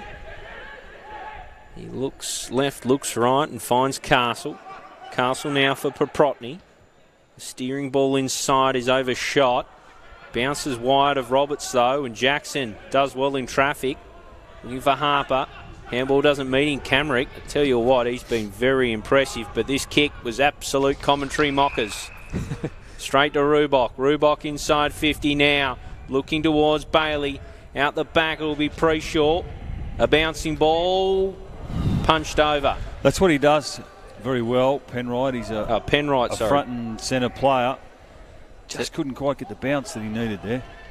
They haven't looked after us with the numbers 55 and 56 for the two youngsters. This ball steered out of defence. Oh, sorry, you might have been right there. It's almost brought down by Castle. Roberts climbs on top. And it'll be a ball up, centre wing. So Reeves and Wall go to work. Wall over the top, through the fingers of Geared. Harper met high. We'll get a free kick. He's actually their only multiple goal kicker last week, Penrite. So he'll get some chances, you'd hope, in the second half in this game. But he is smart around the goals. That seems to be their worry. Whether they're going to kick a big enough score as it comes long through the fingers of Jones, almost for Smith, leaves it for Gunther. Gunther has his ball blocked back in the mix. Smith shovels it out, but only as far as Webberley, who misses his foot as he goes to kick. Swung in a terrific tackle. Will be Braden Webb's ball. I felt sorry for the coach there. He was just trying to create something, wasn't he, and lift his team. So Webb, that's a shocker. That's a give-me for Howlett, but he returns the favour back for Smith. Slips through his fingers. Bad luck again, Preshaw. And that was Preshaw, who fires wide, a minor score. Just a lack of poise there. Was it young Howlett, who fortuitously ended up in his lap, but just rushed the kick, didn't he? Got one he wasn't expecting. Yep. Braden Webb doesn't miss too many of those. He did on that occasion, though, as Arnold marks for Glenorchy. Deep in the back pocket. And They've tried this a couple of times now, the Pies. The shepherd on the mark. Oh. First it was Mott, and now Gunther. And umpire just has called it back. So multiple Pies just saying, kick it up the line, play it safe. Fly came from Propotny across the front. Nobody able to get any mitts on the ball. It'll spill out of bounds for a boundary throw-in. We're 19 minutes gone in this second term. Glenorchy 11-7-73. They lead Clarence 4-3-27. Beautiful day for footy here at Blundstone Arena. A good little crowd in too. You see round 3 TSL action. Two teams that do not get along historically. Duffy won it down to Geared. He was immediately claimed by Harper in the tackle. We'll have another stoppage. They've stopped the scoring here, Clarence. That's one tick. So it certainly hasn't been the salvo that we saw in the opening term. They've managed to patch up some of the bleeding. As we go again. Early fly there from Bailey. It was one down by Duffy in the end, only as far as, I think it was Webley in there. It was all wrapped up. He's tried hard today, Webley. Trying to get himself in the game, isn't he? Yeah. He is. Nobody able to really win the tap, and there was that man, Webley. Got it to Cox, who might have been held off it, but managed to do enough. Cox will go in after it again to receive the Riley handball. Now it'll be just Mott hacking it off the ground, only as far as Brady Jones. He sweeps a handball to a teammate in Butterworth who liked, but gee, he's missed the mark with his handball there as he was looking for Edmondson. Trouble now for Clarence. They'll get away with that, but only just. That's a bad miss. Yeah, got away with one there, young Butterworth. I wasn't sure about Jones's handball, and I definitely wasn't sure about Butterworth's. It's now in the wrong end of the ground for Clarence. That hit out from Reeves, down for Daly. Smart around goal. Just tackled at the right time by Bushner. It'll be kept alive. No, it won't. Daly and Kamarick, they just seem to react to that loose ball get quicker than anybody else. And they're clean. So it'll be thrown in again.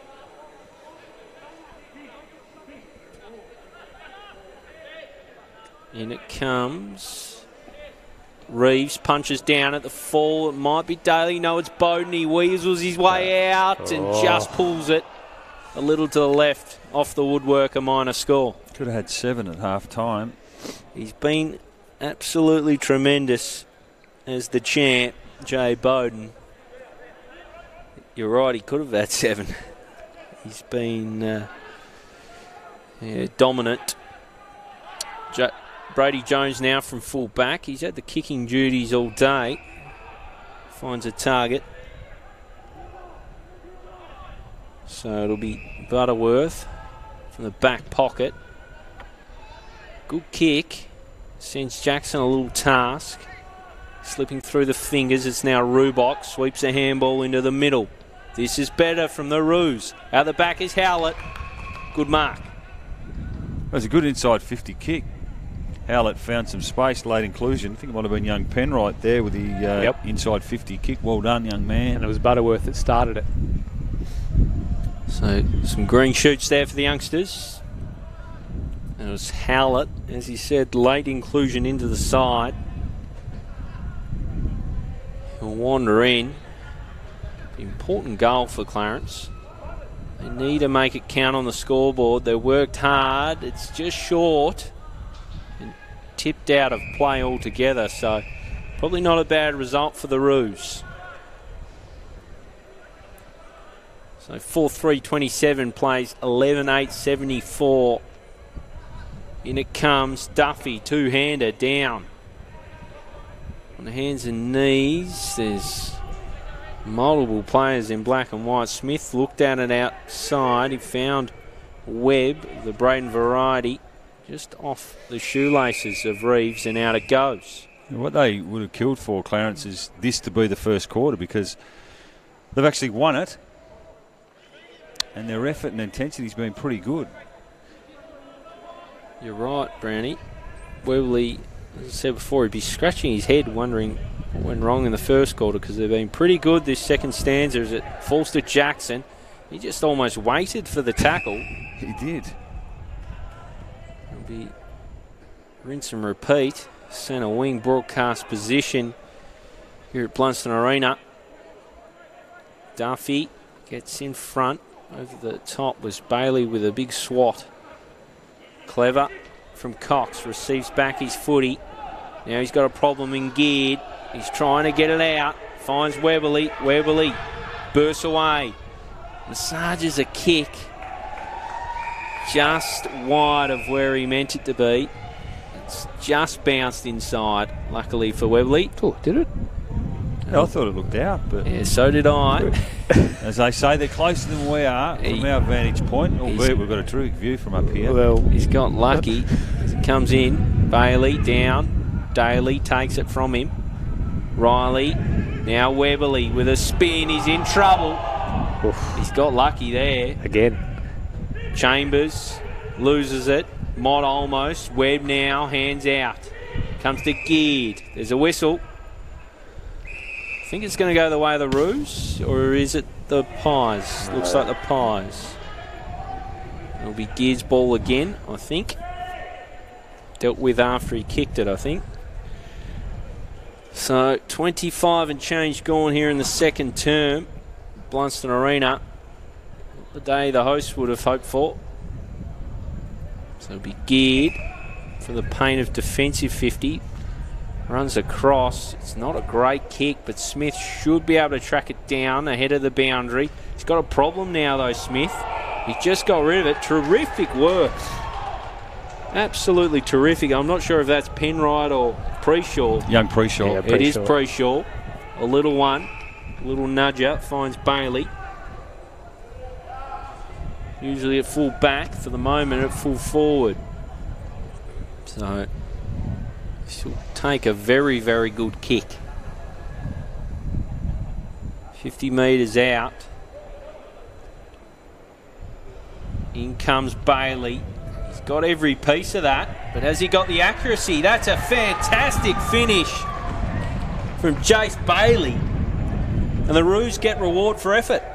I was about to say exactly the same thing, Damian Gill. They've cut the margin to 41 points, and they'll be encouraged by that, the Roos, as they go into half-time. They won't want to cough up a couple of goals here, though, in the latter stages of this quarter.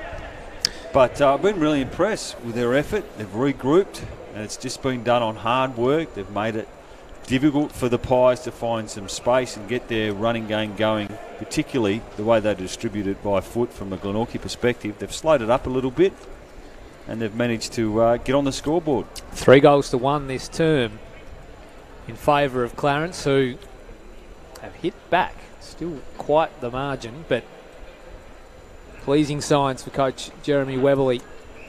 That was high on Braden Webb. He'll get the chance to send Glenorchy forward straight out of the centre bounce. He elects to go by hand to Reece Mott, who just dabs a ball to half forward. Daly pounces on the loose footy. Short ball in.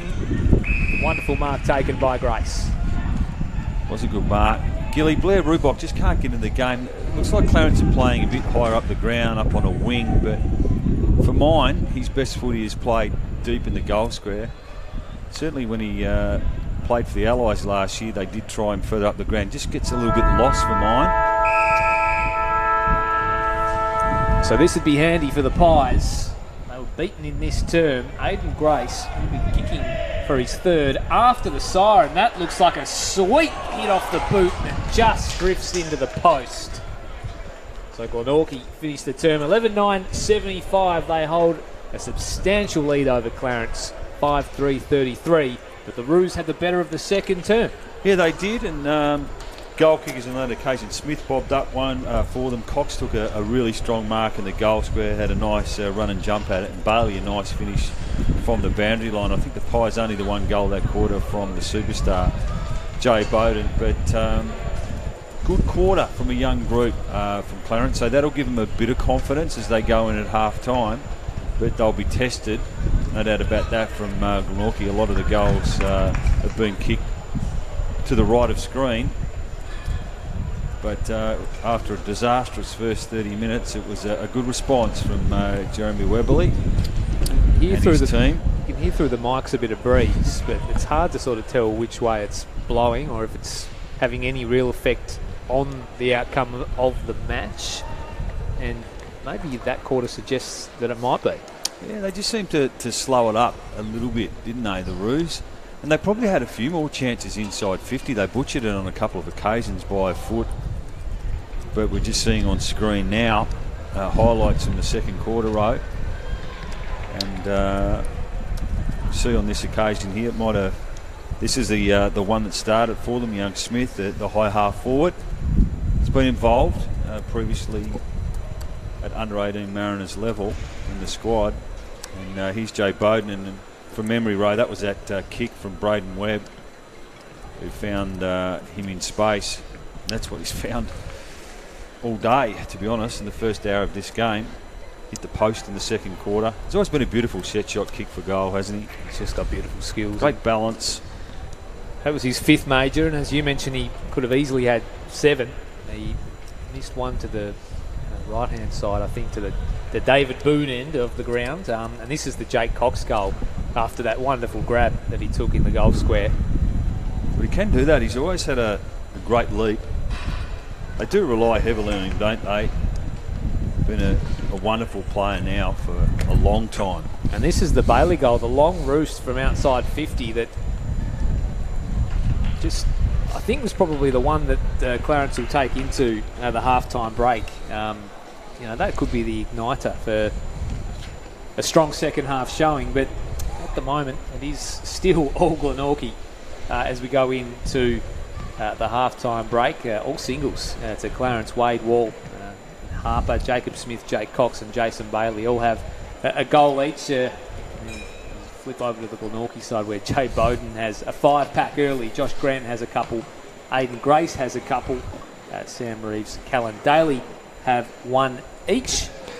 It's Glenorchy by, what's that, 42 points. 42 points, and just before we have a brief break, before getting fired up for the second half, just skip around the grounds a little bit. Lauderdale, they lead 6-6-42 to 2-7-19 over the Tigers. Gilby with 3 at the half time.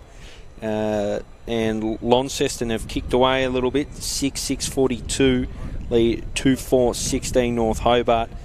Mitch Thorpe with 4 goals, so looking very, very strong there, Launceston. So that's it for the first half. Stay with us for the second half. A really good second quarter showing from Clarence. Does it give them a hope to get back in this one? Stay with us here at Blundstone Arena.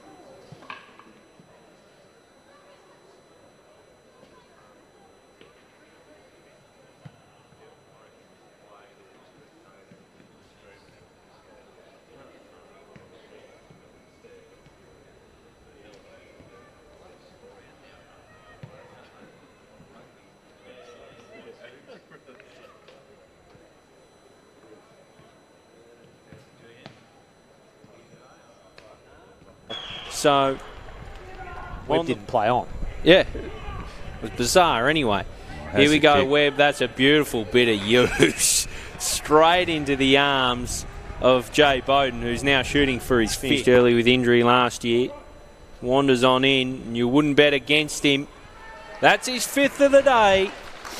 Jay Bowden, what a star he is. Well, we've seen him kick. Middle of the ground now. Wonderful pick up by Smith. Gave it off to Oakley, and here he is again. Just unable to take the mark, but he'll set one up. Wonderful pick up by Smith. Gave it off to Oakley, and here he is again. Just unable to take the mark, but he'll set one up. Wonderful give to Webb, who spun and missed. To Hope, then to Wall. Tackling pressure is absolutely superb from the Magpies every time the Roos get it. This is where they've been falling down. So kick. Bailey goes long. Is there a flyer in the square? There was! Jake Cox Well, I've marked it down for a goal. reels in a big grab. Desperately needed for Clarence. Been devoid of highlights today. Cox comes in on that familiar left boot. He kicks his first, and Clarence have their fourth. Shovels it out, but only as far as Webley, who misses his foot as he goes to kick. Swung in a terrific tackle. Will be Braden Webb's ball. I felt sorry. That's a bad miss. Yeah, got away with one there, young Butterworth. I wasn't sure. In comes Bailey. He's got every piece of that, but has he got the accuracy? That's a fantastic finish from Jace Bailey. And the Roos get...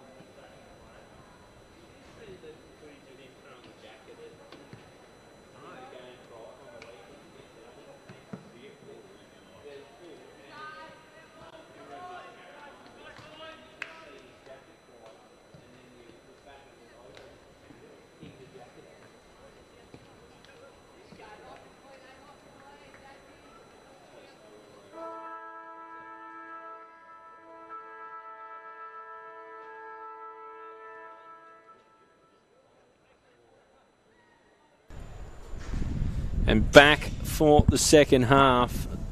The Pies out there, nice and eager, ready to rip in. Clarence yet to come out of the sheds. It might be a bit of hairdryer treatment still from Coach Weberley, but it was an improved quarter from the Roos, but they've still got an almighty mountain to climb, Chris Rowbottom. Certainly do. A 42-point mountain to climb, although they did make some inroads in that second term. They were the better team in that second quarter, and I'll certainly be hoping to carry that over into the second half as we see Glenorchy already forming up into their huddle before they go out into their positions, and Clarence yet to make their way out onto the field. The umpires are all just about in position as the goal umpires go back with the flags, and the centre square umpires are ready to go. So off the left boot. It's a good kick, slipping through the fingers of Penrith. No sign of the Roos, so you might be right. There might be some real stern words being spoken to Clarence as they really make sure they get their structures and processes right as they make their way out onto Bellerive Oval. Now, what are you doing in the second half if you're Clarence Brownie? What are you doing with Jay Bowden? What are you doing with the likes of Camerick around the ball? And what would have been said, and what will some of the moves be made by Jeremy Weberley? Well, I think Bushner was the man that went to Bowden after Harper had the initial job with him. Now, Clarence are going to be told to get straight out of here and get on with it. But I think they did settle in that second quarter, and they were able to get their hands on the footy. Probably won it around the contest a little, certainly a lot more than they did in the first quarter. But being a young group, particularly a young forward half, I think they would have been encouraged by their effort in the last 30 minutes. And some of the senior leaders, I thought Weberley tried to really lift his team. Yep. Got caught with a footy a couple of times, but he was one player that was trying to get involved. Cox was another one. So Riley has been working hard. Jackson started to get his hands on the footy. So if these sorts of players can become involved again, that all goes well for the Roos. But you think that Glenorchy has still got another gear to go, another gear to go up in this third quarter. So it'll be a challenge for the Roos. They haven't been helped by a couple of late omissions. Got to be said too, Glenorchy. Some key outs for them. Yeah, Glenorchy have some key outs, but Clarence would kill for Wiley and Holmes, given that their defensive setup has been under siege for much of this game. So umpire holds the ball aloft, and we're about to get the second half underway. Up it goes. Neither ruckman gets great contact on it. Jones just trickles it out, almost there for Riley. He's wrapped up. We saw a few of these in the second quarter. Repeat ball ups. Whereas in the first quarter, it was just all Glenorchy with slick, fast ball movement by foot and hand. So down and away now, Clarence. A good kick inside 50 through the fingers of Walt. He raced out to meet it. Glenorchy almost there from Butterworth, but out the back it's to Cox. It's swinging, and it swings through. There's a bit of energy around it too. He was pretty happy with it, Jake Cox, against his old team. Perfect start for the Roos to start this third quarter, and they get it back to 6 goals. Really good response from them. They just worked it forward. Good contest. And smart forward craft on the non-preferred side. Yeah, back to 6 goals. And even 36 points. Looks like young Smith's come up onto the wing. We've got that forward thrust happening just before. Yeah, that was a good play. And Clarence kicked the first of the third term. So 11.975 to 6.339 is the lead. 36 points to Glenorchy. And Clarence, if they can kick another one here, I'll tell you what, they'll be starting to just dream a little dream as the ball now works its way out towards the wing. Glenorchy though with a chance to hit back. Oh, that's a wonderful mark, almost taken by Jackson, who got a fair ride. Webb came in. Here's Riley dishing off by hand. A wonderful tackle, and that's going to be holding the ball. Kalyn Daly will be the recipient of the free kick. You called it, Rowie. A wonderful tackle. Perfect tackle. Ping the arm. Pin the arm. By the look of it. Drove into the ground, and the ball was spilt free. Well, he is your quintessential forward pressure player, isn't he? Can tackle well, lock it in. These are the guys that are in vogue so much in AFL footy now. Kalyn Daly has one for the afternoon. Can he make it two? Looks like he can. Puts it through the middle and Glenorchy get the instant response. Kalyn Daly has his second. Glenorchy have their 12th goal of the match. Well, he's won best and fairest, hasn't he, at lower level competitions in the SFL, but he's made the transition seemingly easily, hasn't he, since he's had a career now. It's been going for a couple of years at TSL level. Good finals player. Two perfect small forward goals. One was a crumbing effort, as we see a blood rule. Reece Mott making his way from the ground. He'll be replaced by Giacomo Malucci. Certainly one of the names that rolls off the tongue beautifully in the TSL. Giacomo Malucci. Yeah, it's you can't help but say it with the accent, can you? We go back in the middle now. Glenorchy get the response. So up she goes. Duffy to contest the ruckwork. He was left to do so all on his own, but the tap was only as far as young Smith, who got it off to Webley. Now to Jones. A couple of experienced campaigners combined. Gets it to a less than experienced campaigner in Butterworth, who just kicks it into space. It's swooped upon by Banks Great Smith. tackle. He was tackled and wrapped up. That's holding the ball. So Clarence with a bit of pep to start this second half. It's kicked inside 50. Is it reeled in? That's a nice pluck at the highest point by Bailey.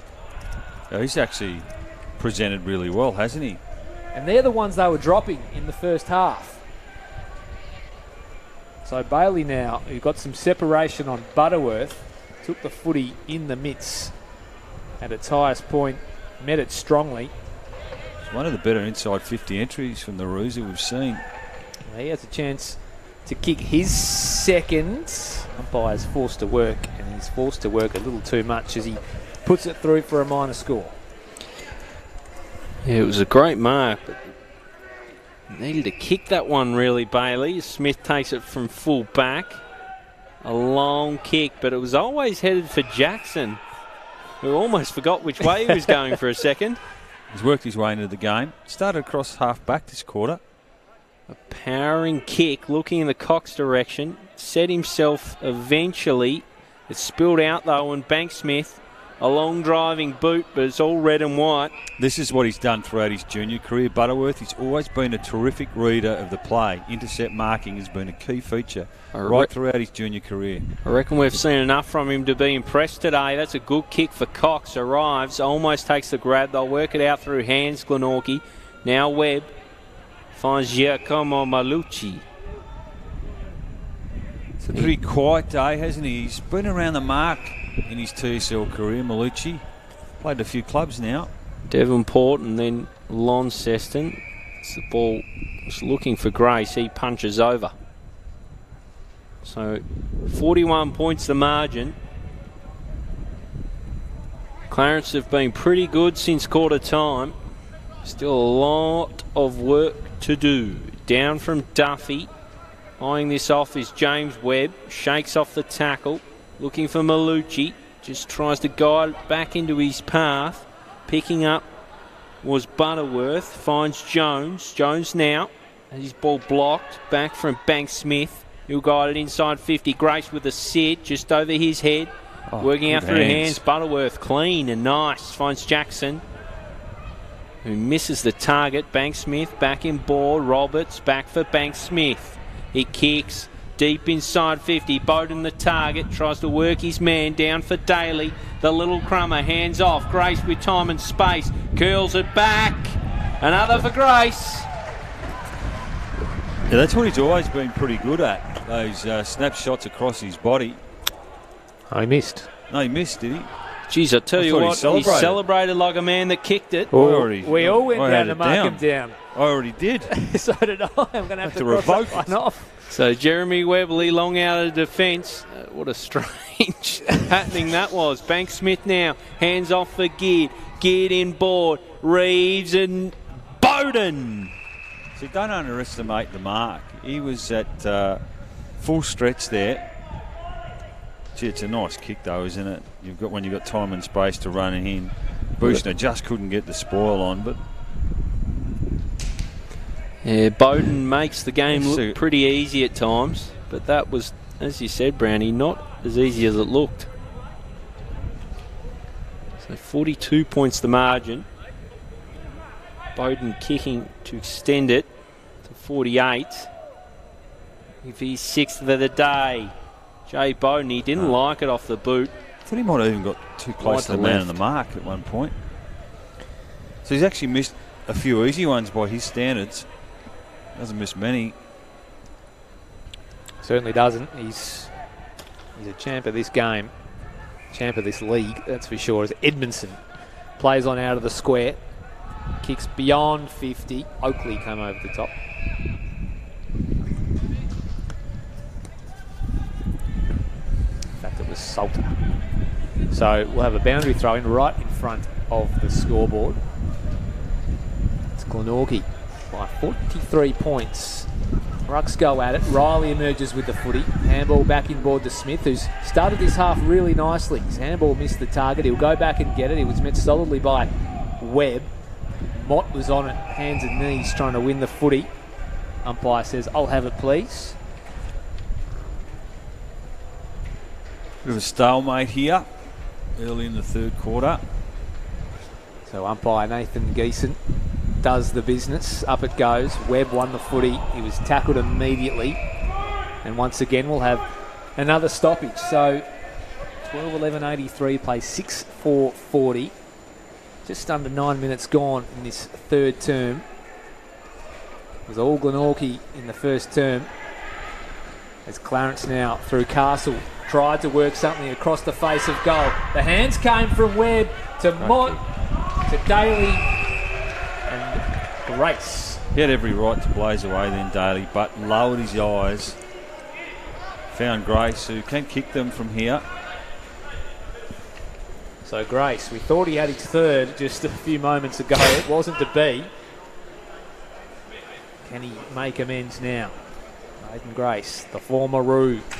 When he's spoken about his transfer of clubs in the off-season, that's a wonderful, wonderful kick. This time on the right boot from the non-right preferred pocket, and he kicks his third to Aiden Grace. Oh, he's had a good day, hasn't he? And 3 goals against his old club. He's led up well. I think, in fairness too, his teammates have honoured his leads. Daly could have quite easily blazed away, did the team thing. His coach Paul Kennedy would be delighted with that. And his third goal today. Sitting the scoreboard regularly so far in this TSL season. Boys, Aiden Grace high up there in the TSL leading goal kickers. Kicks goal number 13. Gets this one out to 49 points. Oh, he's got 3 today and probably another couple left in him if these forward entries keep coming thick and fast for the Pies. We'll have another recall. That's number 3 for the day. On the bin the bounce counter. Just do it. Up it goes once again. It's one down here by Wall. Tried to shovel the handball underground. It was taken by Chambers. It got the free kick. Been pretty quiet, Chambers. He has. They've thrown him into the middle. Try and get something out of him. He'll send Clarence inside 50. Cox will set himself. A trio of Pies come over the top. Camerick did the roving. Gathered cleanly. He went one way then the other. Ran out of options. Eventually just threw it on the boot. It'll work out here for the Pies. We'll bring it out to the commentary side. Grace has it on the wing. And he finds a little ball inboard. Still running Webb, isn't he? Didn't get all Aiden Grace. Yes, you're right. Webb did continue. Here's Bowden. He marks it right half forward for the Pies. You can't kick a goal from there. Although if anyone could. So Bowden sets it up to a dangerous spot. Pack will form. Almost a mark taken by Butterworth. Wasn't taken cleanly, and Clarence will mop up here now through Wall. He's just overshot the target on the outer side, although Penwright was really good to gather the footy. He kicks up beyond a wing to the running Castle. Gathers it. Kicks around the corner. He had Preshaw, who handballs in front of himself. Gathered some ground. Clarence still in possession of the footy. I think it was Penwright that kept, in fact Smith that kept on running. Did well, but was eventually claimed. It's unfortunate for them there. Quality player Arnold. Oh, probably perennially underrated just because he'll be surrounded by a lot of the time. Doesn't play too many bad ones. I would have thought he's in the top 5 in the B and F of the club over the last 4 or 5 years consistently. There he is again, receiving from Banks Smith, and little one for Butterworth. Scott McKnight offering in the pocket. He ignores that. He'll look longer to Cam's man Gunther. Sets himself all on his own and he spilt it. Oh no. He's found himself in time and space and inexplicably dropped that, didn't he, really? So 49-point lead for Glenorchy. They've been impressive today. In comes the throw. Down from Duffy. Harper almost, then Wade Wall, then out the back for Jones. Goes back into the mixer. It'll be another ball up.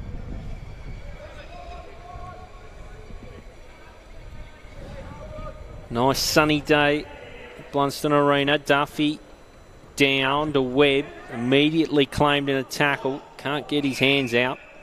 Be another ball up. Joe Bowden strolls onto the bench to have a spell. Up by Geeson. Up it goes. Duffy down. Commanding hit out, but the wrong way for Glenorchy. Off the boot. Touched. Falls for whoever can lay claim to it first. Might be holding the ball here. Yep, he's going to pay it. He is going to pay it. So, not sure who's going to emerge with that. Paprotny? It is Paprotny, and we've mentioned it was a good tackle to assistant coach Jared Reed, and said this man had a really strong pre-season. We know he's a good ball user, so you'd expect him to kick this one. Paprotny lines up, good tackle inside forward 50 on Butterworth. Sees him have a shot on goal. Paprotny straight through. Yeah, nice finish. A good finish there from the young man. We have seen pockets of evidence, even though they've been pretty well beaten today, the Roos. They've cut the margin back to 43 points, but he's done some really nice things today. So too Butterworth off half back. Really liked his endeavour, willingness to play on and try and create things for his team. So although it might be a defeat today for the Roos, there's a bit to like about some of the junior players there. Now I think there's going to be a free kick here to go to Glenorchy, is it right? It looks like a Glenorchy kick. No, it's going the other way. No. Well, Duffy's certainly thinking it's his, but the umpire, Nick Butler, is pointing the other way. I don't think anyone knows. Is this a 666? It is. It definitely is, but I'm not sure who it's going to. I'm not sure if... Well, it's a Glenorchy kick. So Duffy takes the advantage, plays on immediately around the corner to Geared. It went through the hands of a teammate. It's swooped upon by Mott, who kicks inside 50. Where's Bowden? Daly's there, unable to reel it in. The ball was claimed by Reeves, who kicked around the corner. Has Grace taken another mark on the goal line? He has. I reckon he's going to run around here and try and snap this one. At least Harper is awake to it. He's one of our pet hates, Gilley, when players aren't ready for that. Oh, there it is, though. So Grace runs around and makes no mistake. Cam Brown called it. Grace kicks his fourth. He's having a day out against his former club. Oh, look, he'd be delighted with this against his old team. Bragging rights at the moment. He started well and has continued to do that. Bobbed up for 2 goals in both the first and the third quarter. We're still not really sure what that free kick was for, but something to do with the 666. Well, there was a warning earlier. You're right, for the 666. So Clarence, the warning must have gone to Clarence, and Clarence must have used up their second chance and given the free kick away to Glenorchy. And well, the Pies have made them take full punishment because Grace has kicked his fourth as we go back into the middle. Clean tap by Duffy down to Camerick. Handball off to Mott. Looks to go one way then the other. Eventually just fans it out wide back in the Camerick direction. He'll get another touch here if he can gather cleanly. Ball sits up for him eventually. Concedes some ground back to Mott. He's not too sure. Now back to Camerick, so they share it around. And it goes now to Smith. So Smith comes into the middle of the ground. He's got Bank Smith. He gets around onto his right boot. He'll hit Bowden on the lead. So Bowden, true centre wing.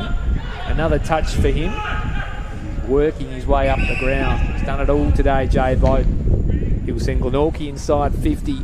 Once again, have they got a flyer? Nobody in particular wanted it. Edmondson tried to get away with it. He got a high tackle.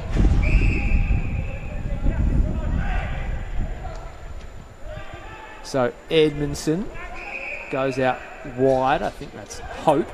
He finds a target in Smith. Done some things too, young Smith. Well done. So Preshaw now, as they build here, Clarence. A look to go inside 50 through Paprotny. And he finds a target in the forward pocket in Bailey. Well, there's the future for the Roos through their young brigade, all involved in that build-up. They'll be wrapped with that. So a good little piece of play strung together. Some of those Clarence youngsters, they work it coast to coast. Bailey will now have a shot on goal for Clarence's 8th of the match. He comes in, he puts it very high across the face. Lucky to get a point. And only just snuck in for a minor score. And kicked one of the goals of the day earlier on from the boundary line. Reece Mott is racking them up, two boys. Ball in hand at the moment. And there he goes, penetrating boot. Look at that. They're out here. Platter for Daly. He's keen to get moving. They might have just been brought undone. No, Butterworth gets it out the back. They can raffle it off between Bowden and Grace. Bowden inside. Far too easy. You know what? He could have easily blazed away then. He had time and space to break the 50, but unselfishly gave it across to his young opponent in Adam Roberts, who can bob up and kick goals. They just found far too much room from the kick out there, Glenorchy. So young Adam Roberts receiving from a Bowden kick. Just cool, calm, collected was Bowden. Now Roberts on the end of it. Straight as a die. Straight through the middle. Glenorchy. What's that? They're 15th? Yeah. 15 goals. They're above 100 points. They've been very, very impressive, Cam Brown. Almost nearly a game high, I reckon, Rowie. 54. Might have got a fraction higher than that early on. But he's got an AFL kick, hasn't he, Jay Bowden, every time he gets it. Beautiful use of the footy. You would have loved to have seen him get an opportunity at a higher level. Yeah, been spoken about, hasn't it, ad nauseum, how he somehow missed the AFL boat. I think that's a question we'll never quite know the answer to. But we go back in the middle, and the AFL's loss is certainly the Magpies' gain. He's been a champion. As Clarence through Jones go inside 50. Can they find a target and hit back? Arnold gets back, wraps up the footy, and he's wrapped up. The umpire says, I'll have it, thank you. Well done, though, from Arnold. He knew the tackles were going to come there as he sat underneath that ball, but just rode the tackle, forced the ball up. So up it goes. Bailey brings it down. Goal, easy as you like. And kicks a very easy goal. Yeah, too easy, I would have thought, on that occasion. Something they'll have a look at during the week, I would have thought, PK, but he was just able to work Duffy under the ball and then find time to snap around the corner. Gets it back to 48 points. It's been a good season, Gilley, for Aidan Grace so far, hasn't it? 12, I think, for the season. Yeah, he certainly had a huge impact, as you say, after coming back from Geelong. And I think Gilley hit the nail on the head a little early. He was quite a flashy player for Clarence last year, or the year before, and went away and sort of learnt some tricks and learnt some fundamentals, and he's a more rounded player, and it's Glenorchy who are reaping the benefits, much to the disappointment of Clarence, I'm sure, as it goes up once more in the middle. Duffy won it down, but only as far as a red and white jumper as Clarence go in board once again. The mark was spilt, but only just. Webb couldn't quite get his kick away. Calls of holding the ball went on deaf ears. A kick towards the boundary. It might be called deliberate. We wait for the umpire's call, and yes. Yep. So I reckon it's holding the ball, though, inside 50 there for the Roos. So the Roos through Jones. He finds Riley in board. He has a little one over the top, and gee, it was a heavy hit coming through. I don't reckon that's 50. It was just a slow kick in the air. It wasn't was. Not a 50-metre penalty, but it's a free kick or a mark. Take your choice. In fact, it's been reversed. You don't see that too often, though. Look out, they're off to the races. Well, I'm not sure what that was for, but I think it's all going to be elementary because Daly takes the mark and he's found Aiden Grace. He's got a little one over the top in Malucci. In fact, it's Oakley. They're just well drilled, aren't they? They've been prepared to share it around. Daly just seems to react quickly on the turnover. He races forward and finds some space. And then again, Grace, I think, could have quite easily had a shot at goal, but it's been a key feature. They've shared the footy around beautifully. So young Riley Oakley, one of these Glenorchy youngsters, that's not his finest. Like that kick again. And gee, I'd like to know what that reversal was for. It almost cost Clarence. I didn't pick anything up. No, I didn't. Maybe it was something that was said, or not too sure. So Weberly from full back, he's had a quiet term. Jeremy Weberly seen over by Gunther. It's been a tough old day at the office for the Roos, 49 points adrift. So in it comes again. Bailey sneaks out the back, probably could have taken it. Harper does okay, rides a few. Ball blocked from Reeves. Coming across was Chambers. He's surrounded by two in black and white. I think Mott's caught one high there from his opposing number 5. I reckon it was a game between these two teams, was it, that Bailey really started last year and launched that second half of the season for him. Mott now steers a little one into the pocket. What beautiful use from Mott, and what a lead from Jay Bowden. Well, going back when he was a youngster, I think he might have even been in the AFL Academy at one point, Reece Mott, and Nathan Buckley described him as the best kick in that group, and you saw why on that occasion. Tremendous. Fair raps. So Jay Bowden hemmed in the pocket. His skill and craft. Generally think you're going to finish that one off, and he does. Sneaks it through. Well, are we now 7? 6. I've lost count. 6. 6 is it? I reckon. Unless I've missed one. I reckon you've 7. missed one. Have I? Oh, nah.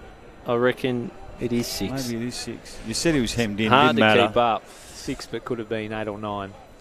Yeah. Right from the word go, didn't he? He was involved early on. He created the 50 for his teammate in Aiden Grace. It was against Neild on that occasion, put Grace to the square, and then he had a dominant first quarter, found heaps of space. What a wonderful game he's having, Jay Bowden. He has a 6-pack. Does the Glenorchy star. We were wondering if he'd get his 500th. Well, he's got his 505th after entering the game on 499 as Clarence goes forward through Bailey. That was in the back. The umpire was all over it. So the Roos will get a free kick and a shot on goal. And it'll come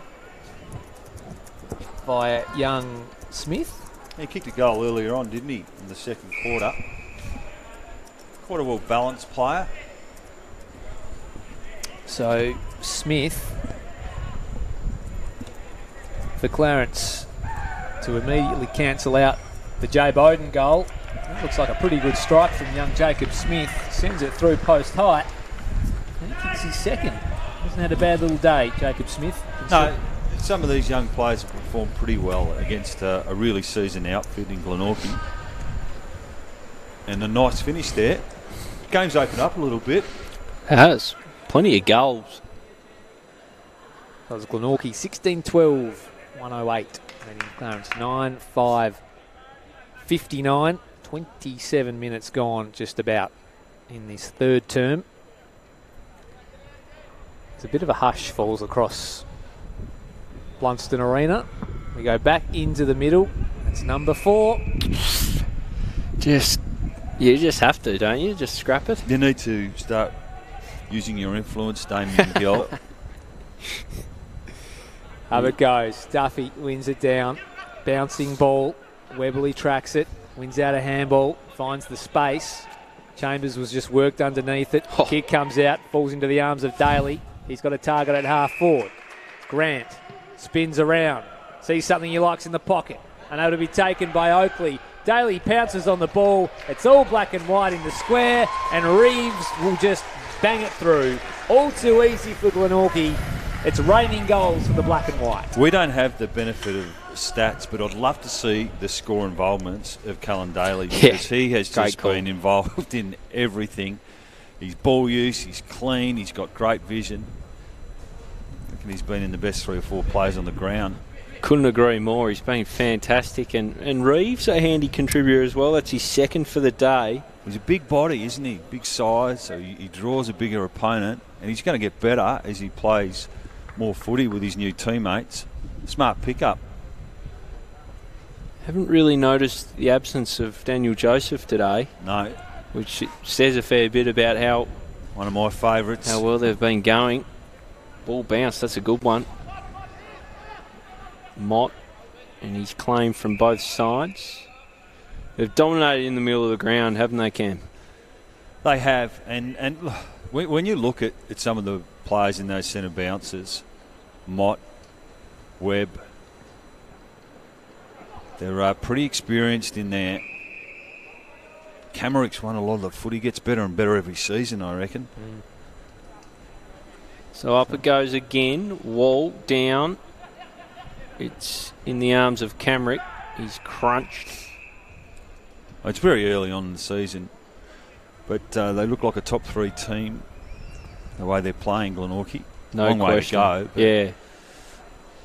Duffy off his hands.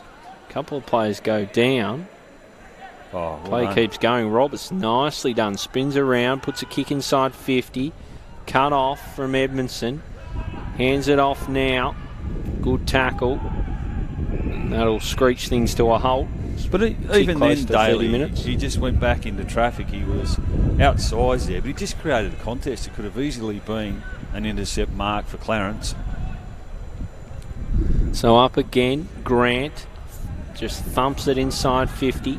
Jackson out the back, gets his kick away, bounces just wide of Harper, brought down from Butterworth, picked up by Mock, great hands, and tackle, good tackle from Hope. Be a ball up inside 50, Siren couldn't be far away here. Ball up again, down from Grant, Daly just slipped through his fingers, out the back from Webb. And it's Roberts in the pocket. He thought he threaded the needle. Poster. It's only a few today. It's the woodwork. Minus score. And the ball to be brought in by Zach Buchner. Gee, we haven't called Buchner much today, have we? No, he's one of those players, you look at him physically and he's got so many attributes. That's a pretty good kick to Rubok, another we haven't really called. He couldn't complete the mark. Daly was going one way or the other, but he's beaten by the bell. Glenorchy, 17-13, 115 lead Clarence, 9-5-59. And resisted the Roos challenge in the second and third terms to just put the foot on the gas. Jay Bowden has 6 goals. Josh Grant has a couple. Aiden Grace has 4. Sam Reeves also has a couple, as does Kalyn Daly. Adam Roberts has 1. And it is all black and white here at Belrose, boys. Yeah, 4 goals to 6. 6 goals to the Pies in that quarter as we look at some of the highlights. It started off pretty well for them with Jay Cox's smart right foot snap around the body. But then we saw the Pies start to get on top. Kalyn Daly, we mentioned throughout the call, extremely creative. What I loved about Glenorchy in that quarter row is just how unselfish they were in their forward half. They continue to look for a player who was in a better option and shared the ball around, brought other teammates into the game. We saw young Smith bob up for a goal there on the screen. He's done some nice things too, just a young man working his way in the game. Great to see his teammates get around him. This man too, Aiden Grace, right from the word go, has been pretty dangerous with 4 goals. And very high up in the TSL goal kicking, you would think after this week's round of footy. I reckon he's got 12 for the season. And the Pies, it's going to be interesting last quarter for mine, Rowie. 56 points the margin, so if you're Jeremy Webberley and Jared Reid, you don't want this one to be blown out and get out to 80 points plus. You just want the group to stick fat and try and stick to the game plan. Try and move the ball quickly. Be brave. Take the game on. Don't go into your shell. Try and get your hands on the footy and create something. And Glenorchy, by the same token, they would really want to put the foot down and try and get a bit of a percentage booster. So contrasting styles coming up in the way they probably want to approach it in the last quarter. Yeah, you mentioned that margin, 56 points. It was 43 at half-time, so they extended by 13 in the space of a quarter. And it was right after we thought if Clarence had managed to kick a couple, you just thought you never know. But Glenorchy, and as we see Reeves bang through his second goal there, that was one of a number of goals that they made look really easy. There was a free kick reversal. There was a 666 infringement as well that handed Glenorchy a goal. So there's 2 goals that were unforced errors essentially that Clarence had to give up. It's been all Pies here at Bellerive, and I tell you what, they're sending a real message to the rest of the competition at the moment in the context of the premiership race. I know it's only very, very early, but geez, you'd be watching on if you were Taylor Whitford or Darren Winter or Trent Baumler or any one of the other coaches thinking, wow, these are probably the team to beat right now. They're pretty fearsome, along with North Launceston, who haven't lost too much really, despite losing some key players. We'll just have a quick look around the grounds, and it's a real tight contest down at Skybus Oval. 54 plays 37, 12, 54 plays 49, 33 as they turn for the final change there. And Launceston have really kicked away 10, 12, 72 leads 4, 5, 29, Thorpe with a handful. So things going to plan for Glenorchy here at Blundstone Arena.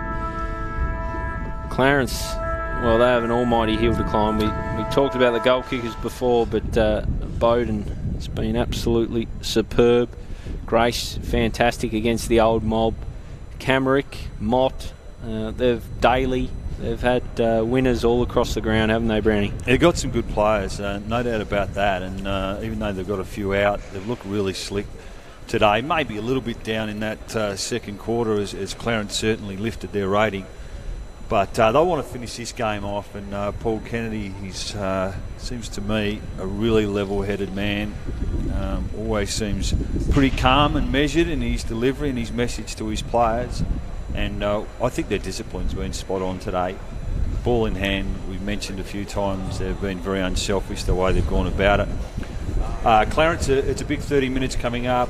Mentioned a few times, 6 teenagers at least, I think, running around in that team today. Glenorchy have a couple too, it's got to be said, but looking forward to seeing how this one plays out. 2 questions for you, Brownie. What's a pass mark for Clarence from here in terms of margin, and how many will Jay Bowden end up for the game? What's he got, 6? He's got 6. I think he can get 8. There you go. And look, I think if Clarence can keep this one to under 70 points for mine, yeah, I mean, most of the goal, predominantly we've seen goals kicked to the right of screen, so that'll give Clarence some confidence. But Glenorchy, they will want to assert their authority in this last 30 minutes. But I hope for the game's sake that we can see a real response here from the Roos. As we've mentioned a few times, Gilley, they just love that first 30 minutes back. It's a train wreck for them. Yeah. Gilley, how many for Jay, and pass mark for the Roos? Well, what's the margin at now? 56. Yeah, if they can keep it. Well, if they can, yeah. Then I was going to say if they can win the quarter, I think that's well and truly a pass mark. Definitely. And keep it around this. But if it's sort of 65, 60 around that sort of mark, I think they've done okay, Clarence. Brownie put it pretty perfectly. That first quarter, you take that away, they've been okay. Well, it's just a horror show. Well, the thing is, if they were to win this quarter, it would have meant that they've won 2 of the 4 quarters. Yeah. They've just been blown away in the other 2. Yeah, exactly right. Jay, well, he probably should have somewhere near 10 at this point, but he's got the 6, so I'll put him down for another couple in the last. I reckon 8 will round him off nicely, but he's been terrific. And also, not just in front of the sticks, but a lot of his field kicking's been outstanding. His score involvements have been outstanding. It's a pretty dangerous forward line, isn't it? You know, you've got Daly who just mops up down there, that crumbing forward, so creative. Grace and Bowden, you'd think, are heading for, potentially 100 goals between them. You would think. I know that might sound an exaggeration, but at their best, I think that really could happen. Reeves is a handy addition. And Grant has swung up. in, yeah. Be interested if it's more like a horses for courses thing with Grant, and they'll swing him back. Well, he's got that versatility, hasn't he? So back in the middle again. Oh, that's number 5. I like a stat on how often it happens to start the quarter. Yeah, yep, the very first one. We build ourselves up and then they just let us down. Anyway. Bailey with the hit out. Keeps on bustling through. Rubok. Jeez, we haven't called his name much. Look, I don't want to harp on it, but I just think he's better close to goal. I think he's a natural forward. I just don't think he wins enough possessions across the wing or in the midfield. So Duffy swats it away. Jones picks it up. He's battled manfully. Not that he's been in the midfield, Rubok, but he's spent a large percentage of this game on the wing. Hasn't found much of it. Duffy down now, interrupted by Riley, skittling through the legs of Bailey. Chambers gathers, looks in the Jackson direction, gets one mitt to it. Down for Bailey, the Jason variety, coming on through. Bouncing away, Braden Webb just gathers and kicks for Daly. Oh, that's He's a free kick. Dealt with by Webberley. Probably a free kick in it. Off for Neil now Bushner. Bushner kicks for Jackson. Takes it on his chest. Now, he's a guy that will get better and better as the season goes for the Roos. Ethan Bernie and then Launceston and Clarence. A similar pathway, obviously, to Blair Rubok. Ethan Jackson this way, that away, and then long down the line. Kick he'd probably like to have again, but well gathered indeed by Penwright. Dropped off and a good finish. Yeah, well done, young Howlett. He's a player, he's a late addition to the team today with a couple of outs in Wiley and Holmes. But he's a player who just hasn't found some consistency in playing at the top level. But that was a nice finish. Really awkward bounce for McKnight. It bounced over his head and Howlett was able to pounce and drill the goal. And yeah, really nice finish for the late inclusion today, who he's actually been pretty good, Howlett. It's some okay things. Important year for him, I would have thought. Wasn't the best kick from Ethan Jackson. That probably is one of Ethan's issues at times. Can be an inconsistent kick, but at his best, he's a very good player. This time we get a good bounce in the middle of the ground. Duffy won it down. Umpires picked out a free kick. He's called a throw. It'll go the way of the Roos. So away they go through Webberley. Kicks toward half forward, unable to be taken. Butterworth there mopping up for the Pies. It was a nice clean gather. Kicks up beyond a wing. He's got a man there in Bowden. He's taken a lot. He's been a great link-up man as well today, Bowden. He gets around one. A low burning ball into the pocket, looking for Grace, unable to take the mark. Neil did well, and he just pulled up a little bit proppy as well, Neil. Maybe a little bit of cramp as he gets down on his haunches.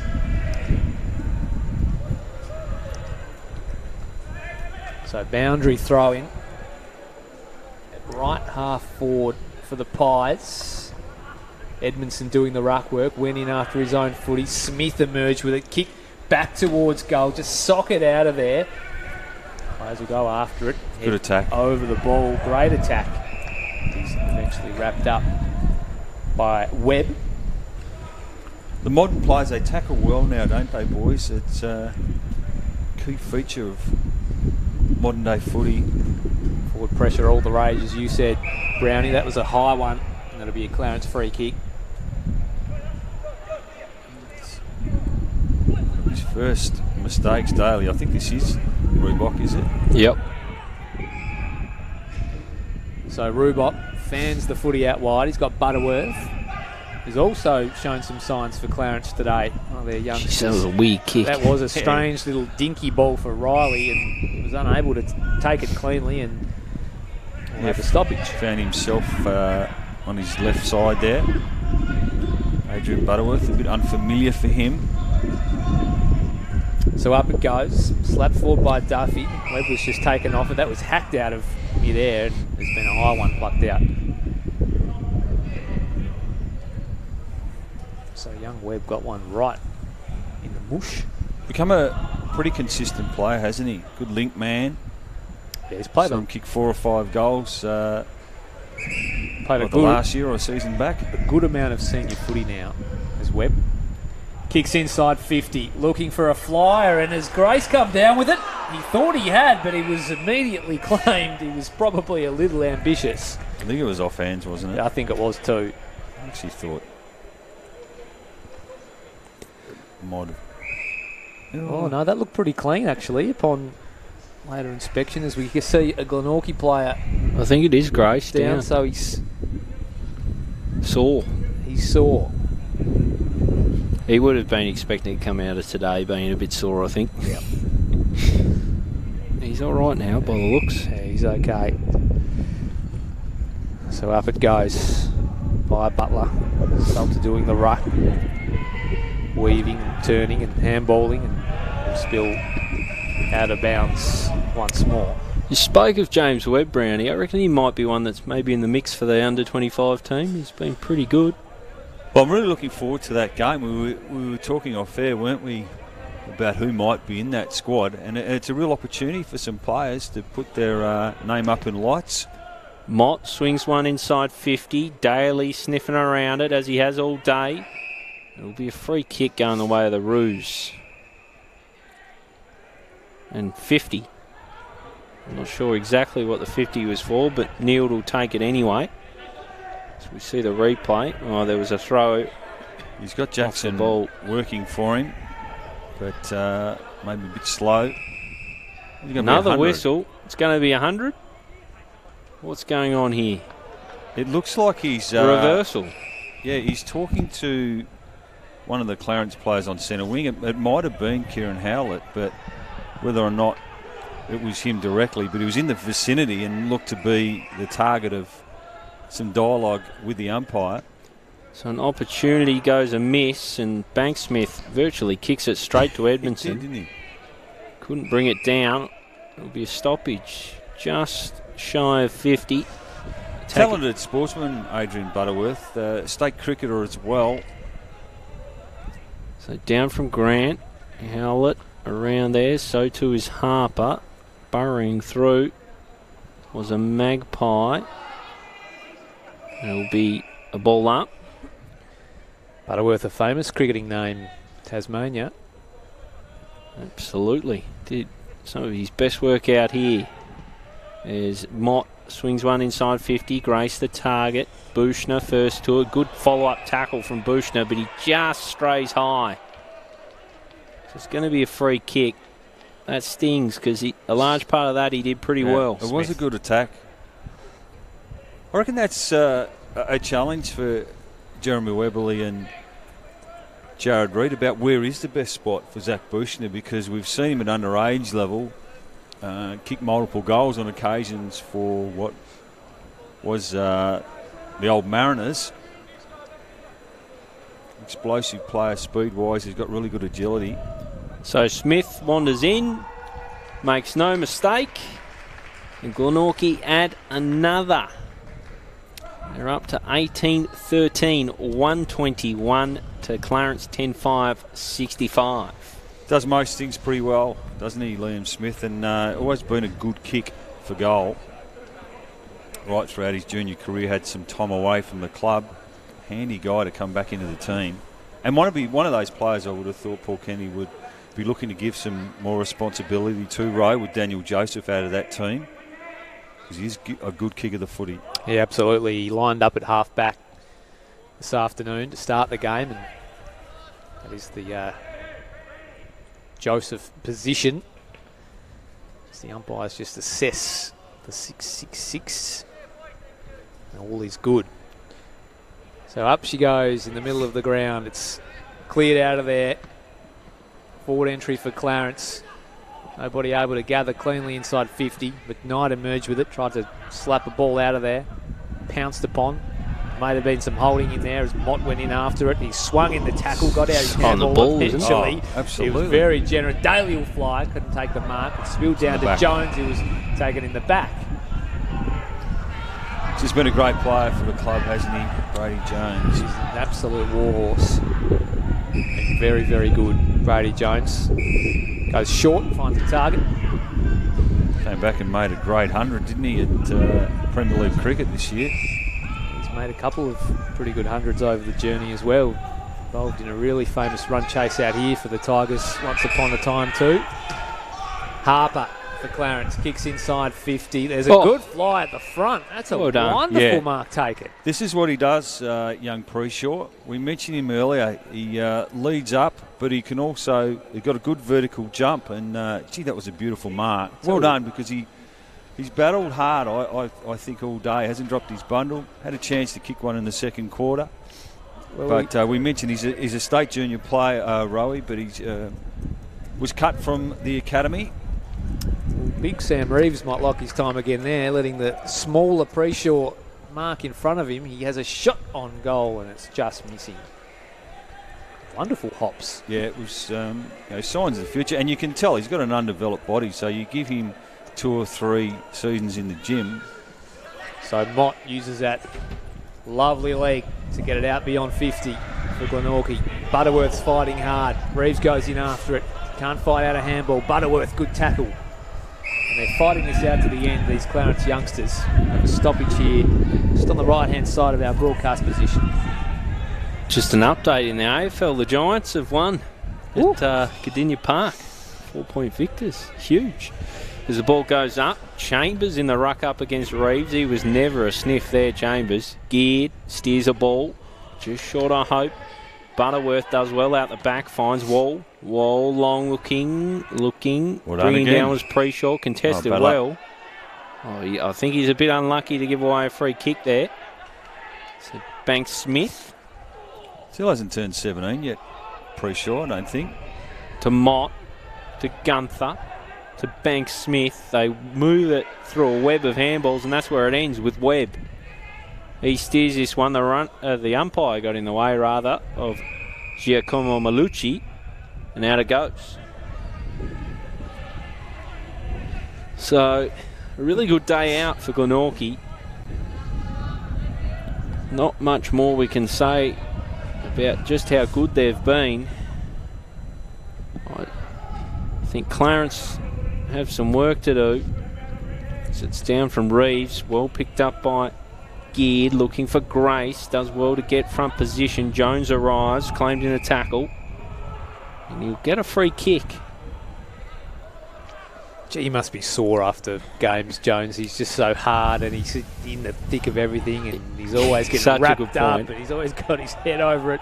He must have, he must just take his full week to recover every week. There are those players, aren't there, in every team that just go in all the time and win the hard ball, and he's one of those. Mott, that's clever bit of use, finds Webb. He can size him up if he likes. No, looks for the pocket for Grace, and it just strays too far for him, through for a minor score. Just looking ahead, Rowe, Glenorchy the bye next week, and Clarence back here.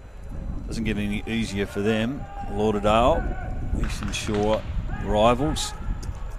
Yeah, that'll be a big game. They always are, the Eastern Shore rivalries. 1-on-1 out there. Half forward, I think it was, might have been Malucci who came across to affect the spoil.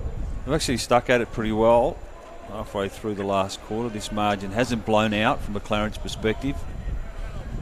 Duffy's been great in the ruck all day. I think as far as the opposition player, Webb was stripped of the ball. Mott goes in after it. He's had a ton of it, unable to gather cleanly on this occasion. Does battle with Bailey, eventually goes to ground. Glenorchy will emerge with the footy though. Banks Smith, little one over the top, little target inside 50 in Roberts. A good kick from Banks Smith. Played with the Devils earlier on this season, one of the overage players. So Roberts, he's played majority forward in the opening rounds of this season. He's kicked one today. He's got the red boots. Ambles on in. Likes it. No, it's just across the face. So minus score to the Pies. They move to 18-15,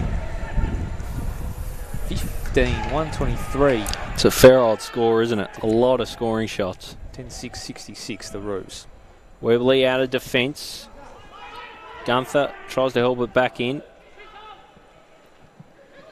It's helped forward off the boot of Rubok. Falls for Butterworth. Glenorchy to James Webb. Just held up.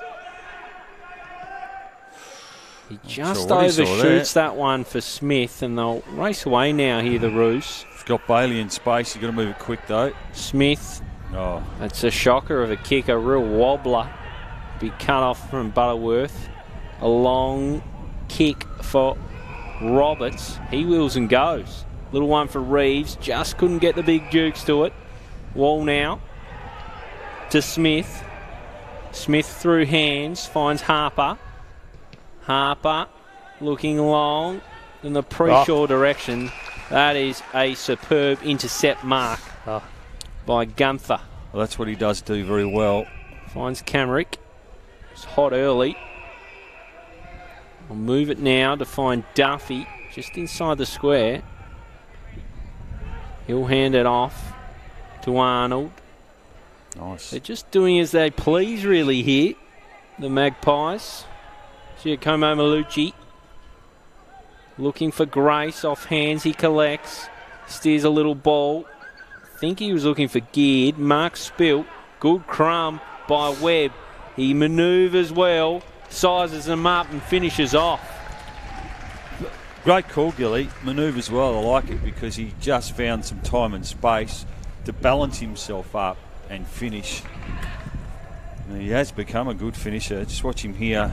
Just steadies up. Neat finish. And a few different goal kickers today, Roy, for Glenorchy. Had 8, I think. He gets on the scoreboard. And it looks like Jay Bowden won't get the 8 that you predicted because he's on the bench in the tracksuit. Well, let's hope he's okay. I'm sure he is. He's probably just said, I've done enough, boys. Probably still managing a few little bits and pieces, maybe overhanging from last year, and just wants to make sure he's fresh for next week. Let some of these Pies youngsters finish the job. Webb goes inside 50 again. Was looking for Roberts. Clarence will emerge with it through hands. Harper to Castle. Kick didn't hit the target. Oh. Pies come inside 50 once again. They're under siege here. There's hope. Malucci emerges with the ball. Can he bounce one through? Giacomo Malucci misses. Yeah, he has been a goal kicker at junior level. So he's got some forward craft in that area of the ground. They've notched 130. It's a fair old score as G. Buchner just zigged and zagged and dance moves. eventually worked out a handball. Chambers has it in the middle of the ground now as the Roos look to go through the middle of Blundstone Arena. Ethan Jackson's met solidly by Gunther. He's not going anywhere anytime soon. Well, at least the Roos, they're trying to move it. You can see the game plan is to try and attack with footy in hand. I actually like the game style that they have brought. They're trying to implement. It's a nice little move from Penrite who released Chambers through the middle of the ground. Here's Good mark. Cox at half forward, and we haven't caught him at all, really. In the second half, he's been very quiet. He might kick this. He's got some time to wheel on that left foot, maybe. He usually just runs up and down a wing all day, but it's probably been needed forward to provide a target. Kicked one good goal off the back of a really nice hang earlier in the day. Clarence would love two versions of him, wouldn't they? The guy that can go up forward but also win it across in the midfield. And he's hooked that one. I think every team would love two Jake Coxes running around for them. Speak of long-time State League stars, he's certainly one of them. Well, he came through at the same age with Jay Bowden. He was an AFL sniff at one stage, but for whatever reason just was unable to break through. So Arnold here for Glenorchy. Dishes off by hand to Geared. He's got Mott almost at 40 plus. Goes one way then the other. Curls it around into the middle of the ground. Wade Wall pounces on a loose footy. Hits up a target. In Smith. He's been really good for Clarence today. Centering ball. All Glenorchy though. Through hands. Edmondson couldn't take it cleanly. Players will track after it. Merging with the footy, I think, was Webley. Out a handball to Penrite, who has a flying shot on goal. He's got Cox in the square again, who was up there forever and was just unable to hang on. Gee, that would have been something. It's been a key feature of his play, hasn't it, throughout his career? His ability to just jump up and stand on someone's head. Let's have a look. Oh, that was a Oh, he's wonderful scored by ride. his teammate. It was friendly fire too. Young Preshaw. Geez, there'll be some dark and dirty looks at Preshaw in the rooms after the game, I would have thought. That was Mark of the Year contender for sure. He was up there for a long time. It was Cox. Here come Clarence again. Riley feeds it back. Receives again. Over the top. Looking for Jones. It's been picked off now. Here comes Daly. He'll walk in and kick his third major of the afternoon. He's polished off a wonderful game. The perfect match from a small forward. He has. If you're talking about, does he scrape into under 25s, Gilley, or not? I don't know, you're testing me there. But gee, for a small, crafty forward, he's had a great day. 20 goals they've kicked today, Glenorchy. It's a fair day out. What have we got there? 36 Doubled their scoring score. shots. Exactly, 68 points. So we aren't giving Clarence a tick for the end of it. I had 70, I think. We had. Oh, okay. Yeah. You're a little kinder than I. So back in the middle. It is tough, though, for them. It is, when you know the game's beyond you too. When you're 51 points down at quarter time. As the bounce comes out to the outer side, it'll be another stoppage, I suspect. It will. You know, when you break that up, they've been beaten by a goal virtually every quarter since then. So I'm interested to see in the teams that follow the next couple of weeks for Clarence what Jeremy Webley does at the selection table, because I actually think his better players today have probably been some of the younger ones.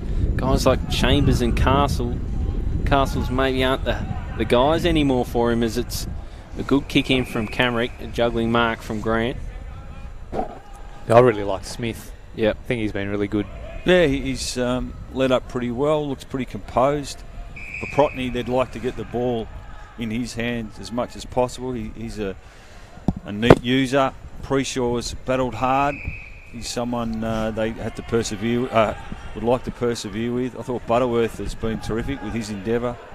So Chambers now finds Riley. I guess the only sort of youngsters are the big recruits in Jackson and Rubok. They'd like more out of those two as Gunther interrupts Clarence movement. Howlett now, here is Jackson. Jackson looking towards 50, a scrappy old kick. Ryan Bailey, not his day, brings it down. Butterworth kicks it straight back. Edmondson will have a look at the sticks here. Well done. And he's threaded the needle. So the defender gets on the board. He was away last week, wasn't he, for work, I believe, in Queensland. So an addition back into this team today for the 15-year-old in Sam Banks, who'll be running around tomorrow for the Devils. He's an exciting prospect, isn't He is. Sam yeah, Banks. Yep.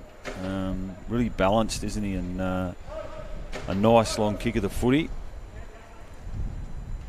No mean feat to be playing senior footy at 15 last week up there in North Launceston. Yeah, there aren't too many players that get identified that early and then go off to sort of fizzle out. And, you know, most of them, if you're identified at 15 and playing senior footy, you generally kick on because you're supremely talented. And as Chambers takes a nice mark, going back with the flight, hands off to Ethan Jackson, who kicked towards Free Shore. He might have got a shove in the back. You're exactly right, Cam Brown. Oh, he went in and got his own footy.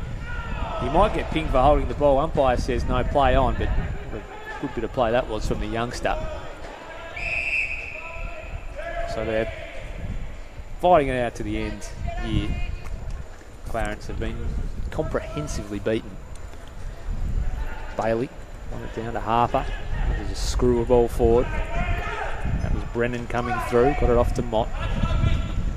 Towards young Oakley. That was out of bounds.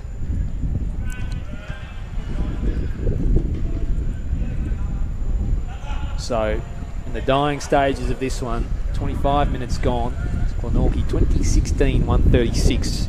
Clarence 11-8. 74. Daly's been fantastic all day. Goes in again.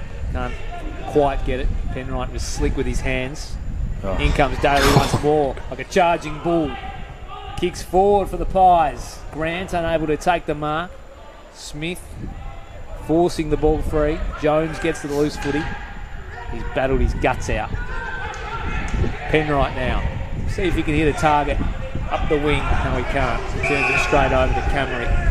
He was terrific early, Camerick. Yep. In short to Butterworth.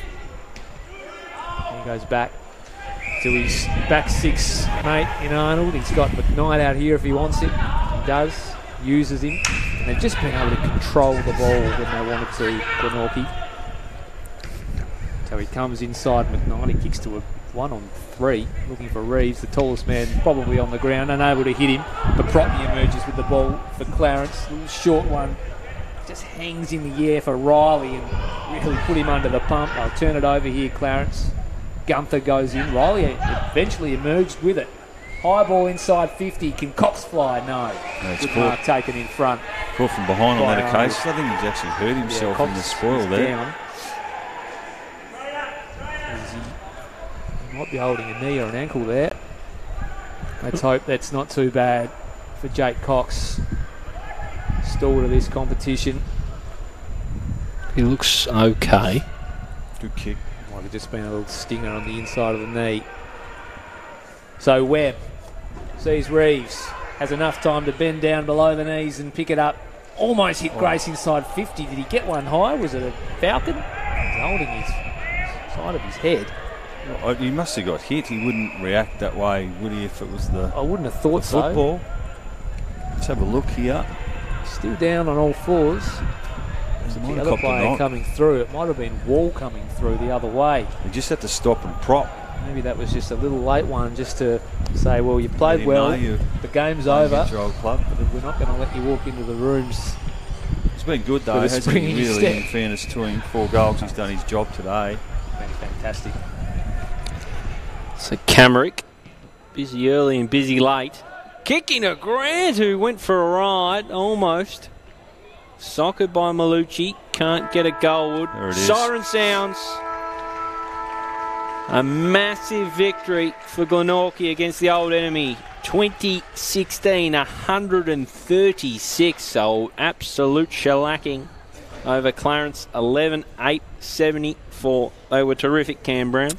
Set up beautifully in the first quarter when they slammed on. Was it 10 or 11 goals? 10, I think, from memory. 51-point margin, and that set the game up for them. I thought Clarence's response was really good in the second quarter. But Glenorchy, a pretty strong second half from them too to run out comfortable winners today. And they'll be really pleased with how they've gone about it. 3-zip. They go to the bye now with undefeated. Rest them some bodies, but you know they were led by some terrific players today. Jay Bowden, what did he end up with? 6 boys, and probably could have kicked 8 or 9 when it's all said and done. Aidan Grace bobbed up with 4 goals. He was a dominant player. Reece Mott just won so much of the footy, didn't he?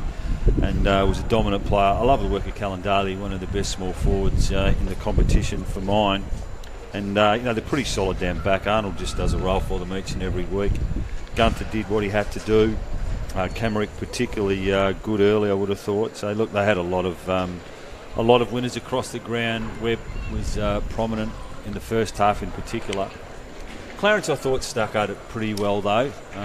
They won't be pleased by the margin, but they get a bit of an audit where they're at. We know they're a young team. Didn't help with a couple of outs today for them. But, there were some good signs, Ro, particularly with some of the kids today. Yeah, and I think Gilley was spot on a little earlier. You mentioned, and I know you need these guys as your experienced types. You can't field a whole team of 18-year-olds, but your Tim Castles and Harper and Chambers and these guys, you probably have to decide at some stage, if you're Jeremy Webberley, what you want to get out of the season, and do you continue to play these guys? Some pleasantries get exchanged with Aidan Grace there in the middle of the Clarence huddle. He's sort of going out of his way there to say good day to the boys and shake their hands. Nice little touch from the former Roo. Or do you continue to play?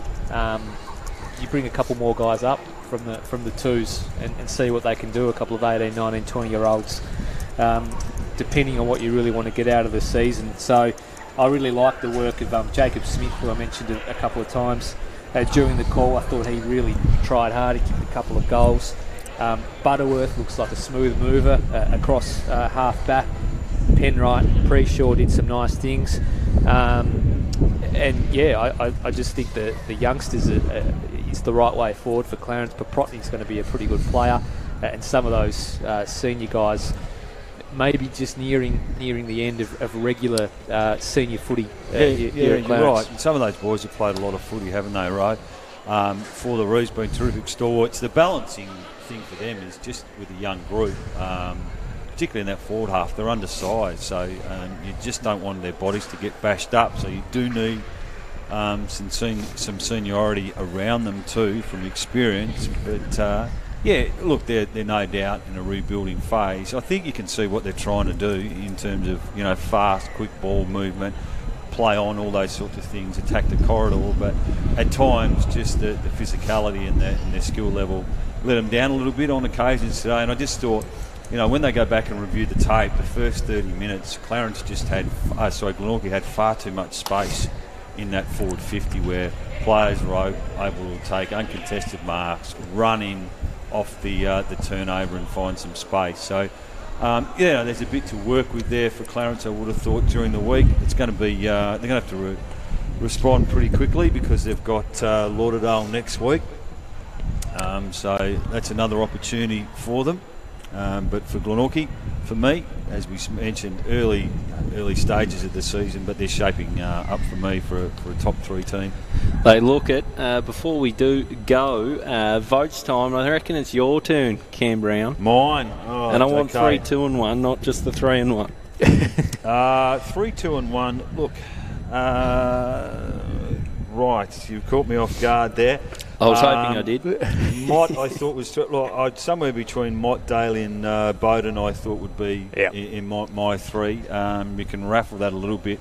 Mott just won a stack of the footy. I thought he was terrific. Bowden, even though he's off the ground, I thought he's still almost the most dominant player on the ground. And Kalyn Daly, love his work. He just always seems to find space. He does the predictable thing. He crumbs. He's got some good forward craft. He's unselfish. Some of his score involvements today with his 3 goals. So they were the 3 best on the ground for mine today, Gilley. Yeah, you read my mind actually, Brownie. I was wondering who you were going to say, and I had my 3 to 1 ready to roll in case Gill pounced on me. And it was 1 Mott, 2 Daly, 3 Bowden. I think Daly played the perfect small forwards game, and Mott got a ton of it, and Bowden dominated, kick 6. Yeah, I would have. What do they win for our votes? I almost would have spun it around and had Daly 3. I thought he was that damn good, but I agree with all 3 of them. Fantastic win for Glenorchy, and 2016-136 defeated Clarence 11-8-74. They're going to be a hard team to topple in 2019. Thanks for joining us here at Blundstone Arena.